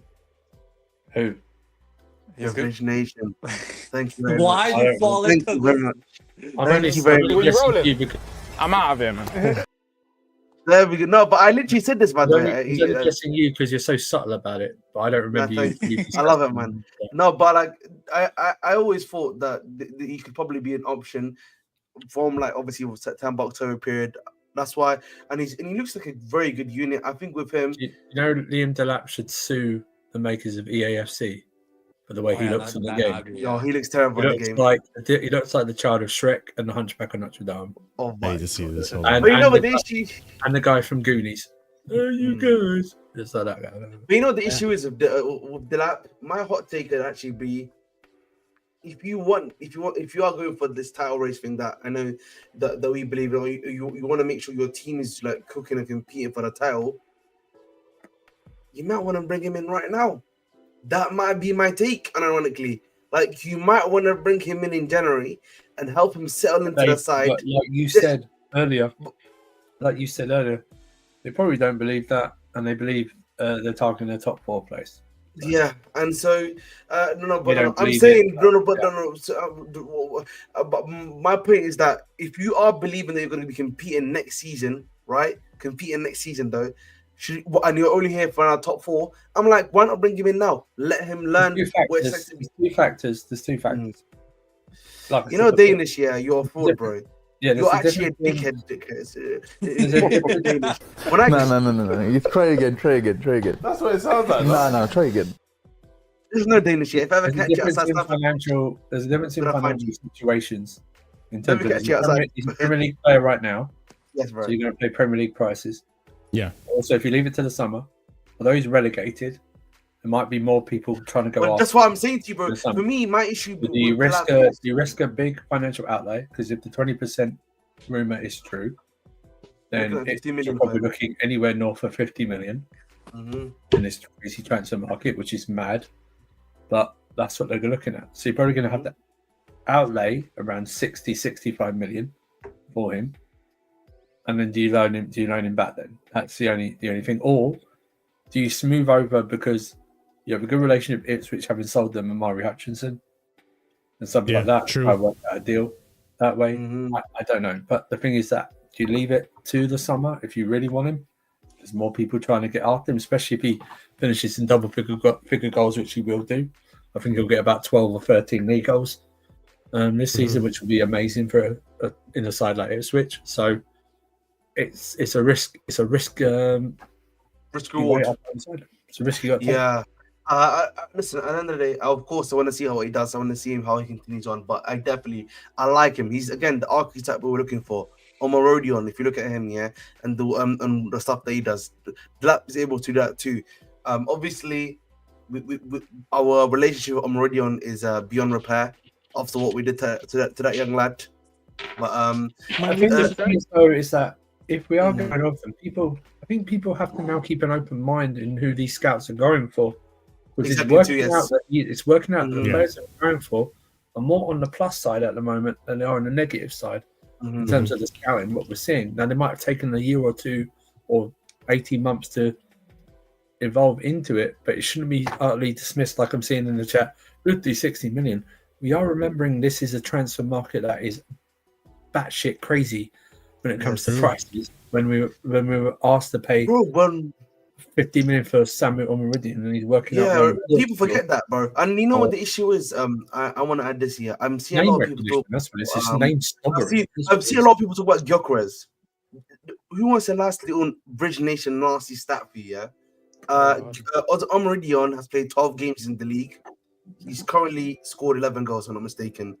Yeah, I think he's played, I think, is it 18 or something like that games, and he scored 17 goals. Gyökeres. Here's the thing: someone's put Duran in the chat, right? Yeah. Duran, Not happening anymore. It makes no sense to go back for Duran. Yes. Duran would be like my money, no object. He'd be my number one choice. But the problem with Duran, yeah, you saw what the problem with Duran is, by the way, yeah. Okay. Yeah. No. The reason I do you know like how the club didn't like him for like when they did the background check on him. I knew the moment that moment existed, yeah. You know when he got the red card, yeah, and then he was at the.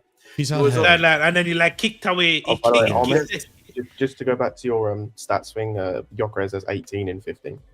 Yeah, something like that, 18, 15, right? So he's got 7 more goals.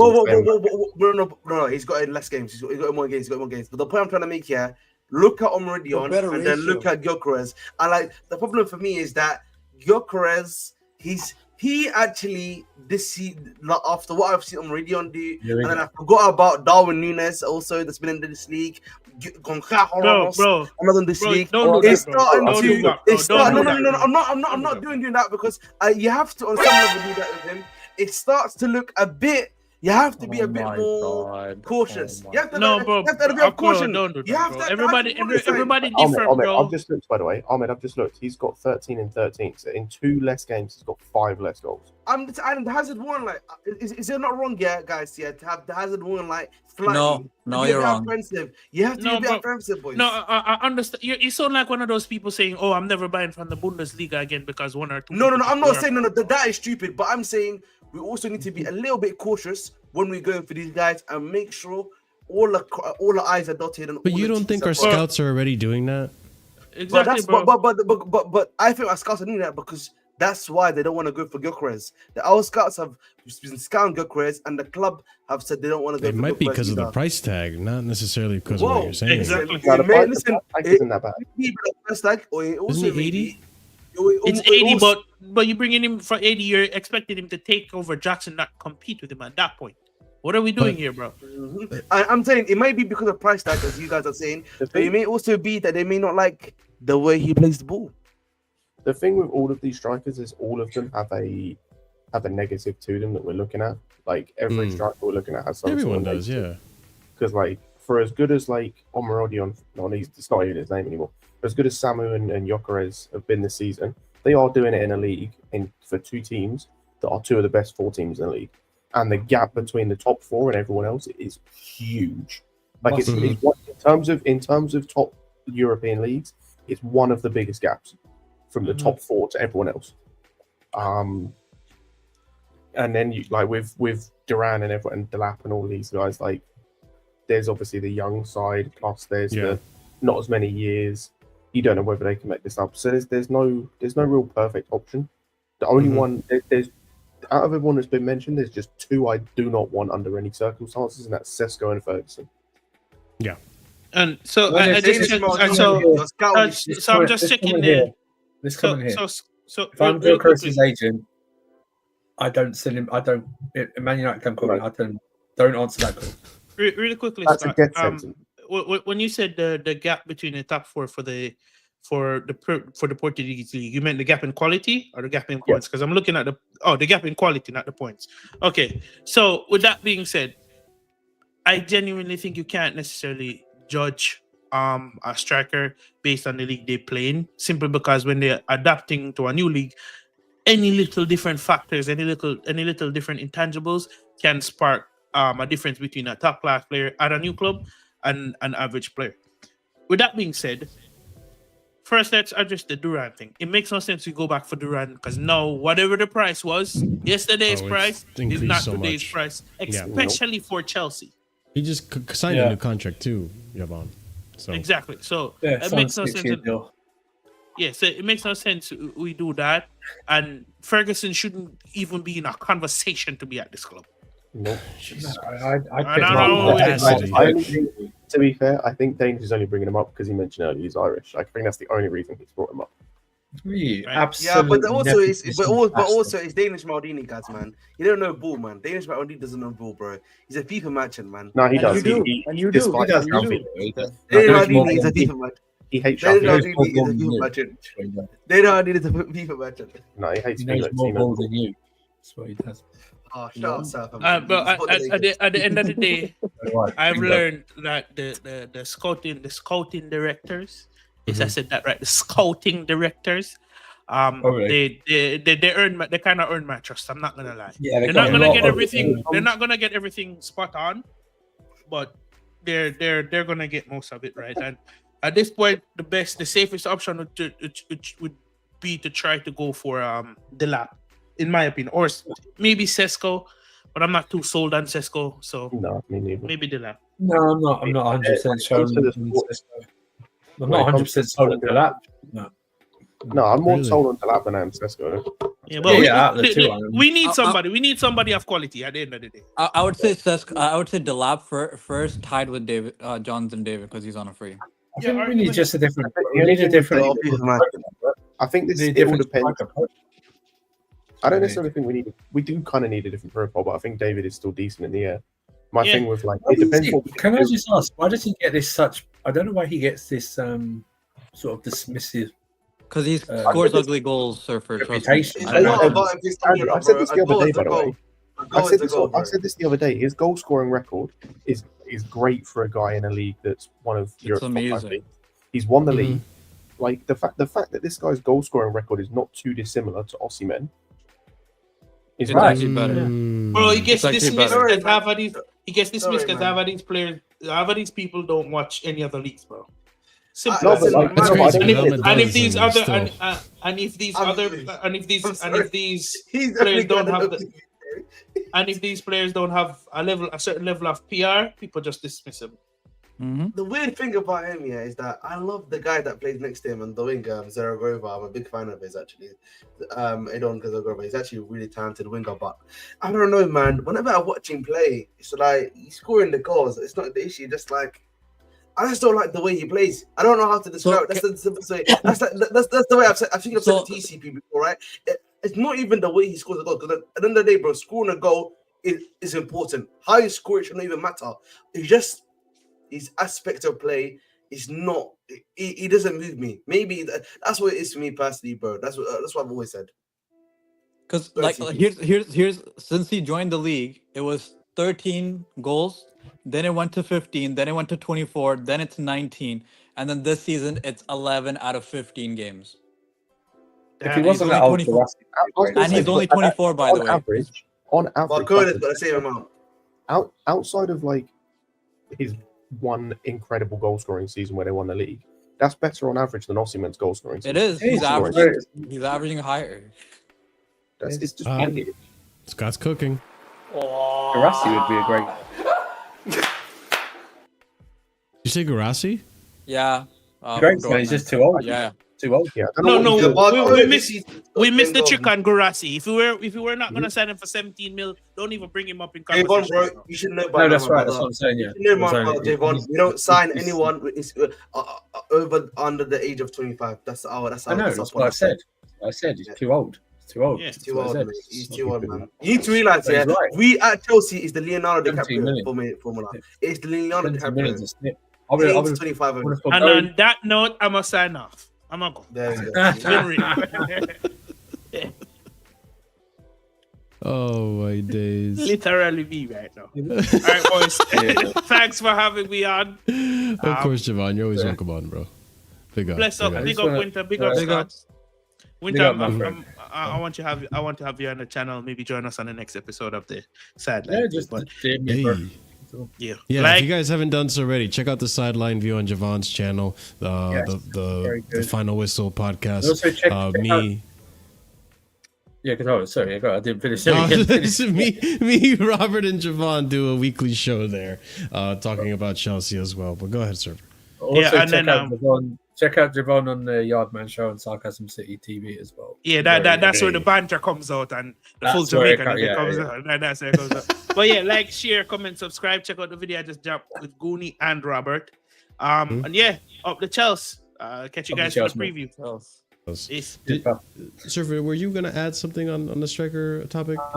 No, I was going to add that now it's down to 5 people on the panel. That's the regular answers that Ahmed got wrong on football bingo the other night. So, You know what's up, but let's run right now. with the Ahmed, Let's run right now. I want this Let to us run- start going out. I just want to start going out. If you're doing football bingo on a stream and you get 5 answers, or anyone gets 5 answers wrong, just say, "Oh, you've done an Ahmed," Pulled an Ahmed, like that. yeah. Who will be there? Do you care though? Who will be there? Let's run it right now, bro. We're Let's not run going it to right run it now. right now. We're Nah, I not can't be bothered. Yeah, I you're just fraud. don't- I don't have to prove myself. Go on, then. I'll do it. Oh yeah, go on then. Put a link in the chat there. Let's do it. I'm gonna set up right now. Give me a moment. Right, you guys set that up in the background. I am going to move on to the. We have a few more topics before we end the show. We can wrap this up very closely. So there's a few little transfer rumors going about. I figured I'd bring them up, see if anything triggers a discussion between us, and let's go ahead and look at this. So Darko. Is there an extra U in there you missed, or was that the American spelling of the word? Do you want to do global or English? Do you want to do global or English? Hey, you pick. I'll beat you either way. Let's do English. So Darko saying here that apparently Oscar that's Bob the will name return on to it. training in the next Fine. few weeks. Chelsea will also continue to monitor him. So apparently Chelsea can, interested in Oscar Bob, which, Darko has some sources. We never know. It could be something that happens. Mm-hmm. And then another one that I think this is cool. So Chelsea want to sign Dario Asugo on loan at Las Palmas from Sporting. The plan is to loan him to Strasbourg next season and bring Bingo in the Santos comments. back the other way. So I think this is interesting because it shows that we are still bolstering and building Strasbourg and not just using it as a place to just, develop our players. We're also trying to enforce Strasbourg as well. What? You magic bean seller. No, that's me. Oh, That's me. Eat up the Chelsea. While wait for the others. I saw he came on. I think I saw him play briefly against Arsenal when Sporting played Arsenal in the Europa League a couple of years back. He looked all right. Like he came on as a sub, and I don't really remember much from that game. He looked decent. I have no idea what he's doing this season at Las Palmas. But when it comes to if the plan is to replace him at Strasbourg in terms of the Andre Santos position, then he'll play a lot and like hopefully he'll do well. But yeah, like to me at least this means that their plan. If this is true, it means there is a plan to bring Andre Santos back and integrate him. Yeah. No, I'm waiting. I think that's inevitable. That Andre Santos. It seems like everywhere news outlets are saying Andre Santos is coming to Chelsea next summer or whenever he's coming to Chelsea. It's happening. He's not going back out on loan. I do appreciate that with this multi-club model. Now there's we're also recruiting for Strasbourg. We're not just using Strasbourg as a way to develop our players. Okay. We're not just using Strasbourg as a way to just develop some of our, not in favor players and so on and so forth. So I think it's cool. Do you guys think there's any links to this Oscar Bob link? I don't think so. No. Where's Oscar Bob play anyways? Man City. Man City. No, I know where, but what position? What position is what I meant? Wing. He's a winger? Yeah. Right winger. Specific. I mean, because of the Mudryk thing, maybe, but I have my doubts. I really do. He's good, but I don't think Man City are going to get rid of him by any means. At least I know he's a good player. But yeah, I mean, this Dario Isugu guy seems really interesting. We'll see where it goes with that, but as far as we're aware, it's just a rumor and a link. I'm going to move on to the next topic. And then before we end, of course, ladies and gents, if you haven't done so already, smash up the like button. This helps out the channel tremendously. Almost 100 of you watching. We're at 61 likes. Let's see if we can get to 70. Okay, we have some Academy news here. So, like Ahmed was accusing me of before, no love for the Academy players. Well, you just don't know the show, my friend. And I have plans to bring up the Academy players. All right, Ahmed, since you're so enthusiastic, let's bring up this tweet here. Chelsea has secured the future of the 2007-born center back. You can pronounce this, Ahmed, since you're the pronunciation expert. Bear with me. Un minuto. All right, that's fine. I can skip this name. It is Olatayo Suboloye. Huh? So, 2007-born center back Olutayo Sabuloyi, after he signed his first professional contract with the club. John Terry also attended the signing with the club, seeing important potential in the young center back. The other Academy player I wanted to bring up was also this one, that apparently Fabrizio reported Chelsea's Harvey Vale could leave in January, as Anderlecht, Heerenveen, and Sunderland are all showing interest. Decision expected in the next weeks. Listen, I wasn't expecting much from Harvey Vale anymore. That guy is a flavor of the month that went stale 2 years ago. So yeah, I mean, anything of interest there, guys? I mean, Harvey Vale I think was already going to happen. It's nothing new there. Pure profit. He's 22. 22 should go. Yeah. Does anyone know anything? I mean, Ahmed, you were so enthusiastic. Do you know anything about Olutayo? Hold on, Ahmed. It's true, bro.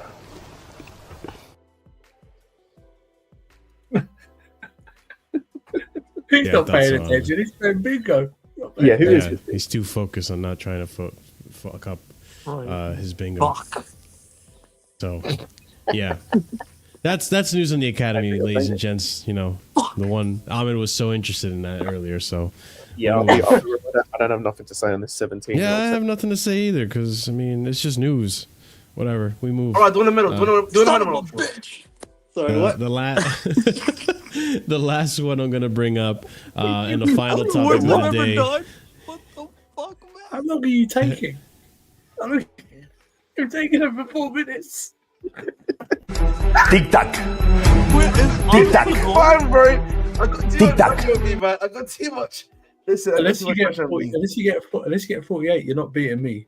So it's crazy because the rest of the panel are managing pretty easily. They're still involved with the show. Ahmed's full concentration is on the bingo right now. If you get 33, do not show your face ever again. If you get 33. All right, the last topic was Kepa set to Bournemouth, pretty much. Bournemouth, according to this source, Estadio Deportivo, don't know. Take this with a pinch of salt. We'll entertain it. Bournemouth will present an offer to Chelsea to sign Kepa Arrizabalaga on a permanent deal in the summer. Oh, he got bingo. Bingo! Shut up! Shut up! Respect me! Brother, that's me, Danish. I'm Jalde. Respect me! Brother, bro. It's too, bro. Respecting you. You're third. Bro, did you write a novel, mate? Like, You're third. I don't You're care, third. man. My God, you're third. I don't care. You're third. I don't care. I got bingo. That's a man's man. You just got a Surfer finished before you. You know what I'm saying?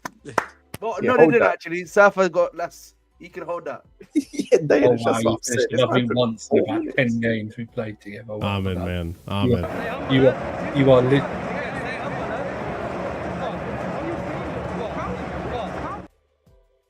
That's it, man. Hold Good that. lesson. Good lesson You're from Everton Holland, in man. you're Everton in 2005, finishing fourth. Good job. Thank you. Thank you. Kepa, I hope you stay at Bournemouth, and I hope this is true. That's all I really have to say to this. I think he probably will. I think He's played- not having a bad season, to be honest. Yeah, the only game I've really seen of his is the game where he made the mistakes. That's about all of, and obviously the game against. Oh no, he didn't play against us, did he? Or he wouldn't have played against us. He was on loan, yeah. Yeah, I think I've only seen like 1 or 2 games of them this season, but I think he played well. And he's obviously playing with a manager who he's played with before. I'm into world. So yeah, like, it makes sense. Yeah, he's never playing for us ever again. So yeah, no, that's done. 100%. I just hope this doesn't become like a rolling 1 year thing if he doesn't go there. Do you know what I mean? Extend the. Oh, please no. Yeah, every year we extend it so Just let him go on a free it at goes that for point. 2 years every fucking year. You know what I mean? Just let it die, man. That's Not we, him. we just got out of doing that with Marina and That's what I mean. Yeah. So just let it. No, that's what annoyed me. It's like just do what we did with Danny Drinkwater and send him on loan. They did extend his contract. That was That's you're what I really mean. good They point, shouldn't Surfer, have- yeah. just let him go. You're going to get much for him anyway. You know what I mean? You know, I'm sure we. Yeah, just go. You might get something now if he keeps performing like this for Bournemouth, because Bournemouth aren't bad. They're in 5th place right now, aren't they? 8 million. Go fuck off. 8 I million. think if they make Europe, they probably would buy him. Yeah, standings is 6th place. 6th place, not bad. Yeah, you know what, Yeah, man. At the end of the not day, man. bad. At the end of the day, man. Kepa, get out of my club. Fair enough. Thank you for that brilliant analysis and added commentary from I don't yourself. need to do any more analysis, man. I don't know why people want me to do analysis, man. This is Casually FC. I'm not here to be giving out my casual. I'm here to be giving casual opinions.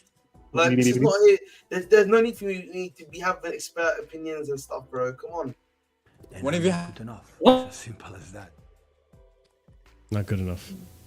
Not good enough. This is What are Casually you FC. talking about? You just went through an in-depth CSI report on the strikers.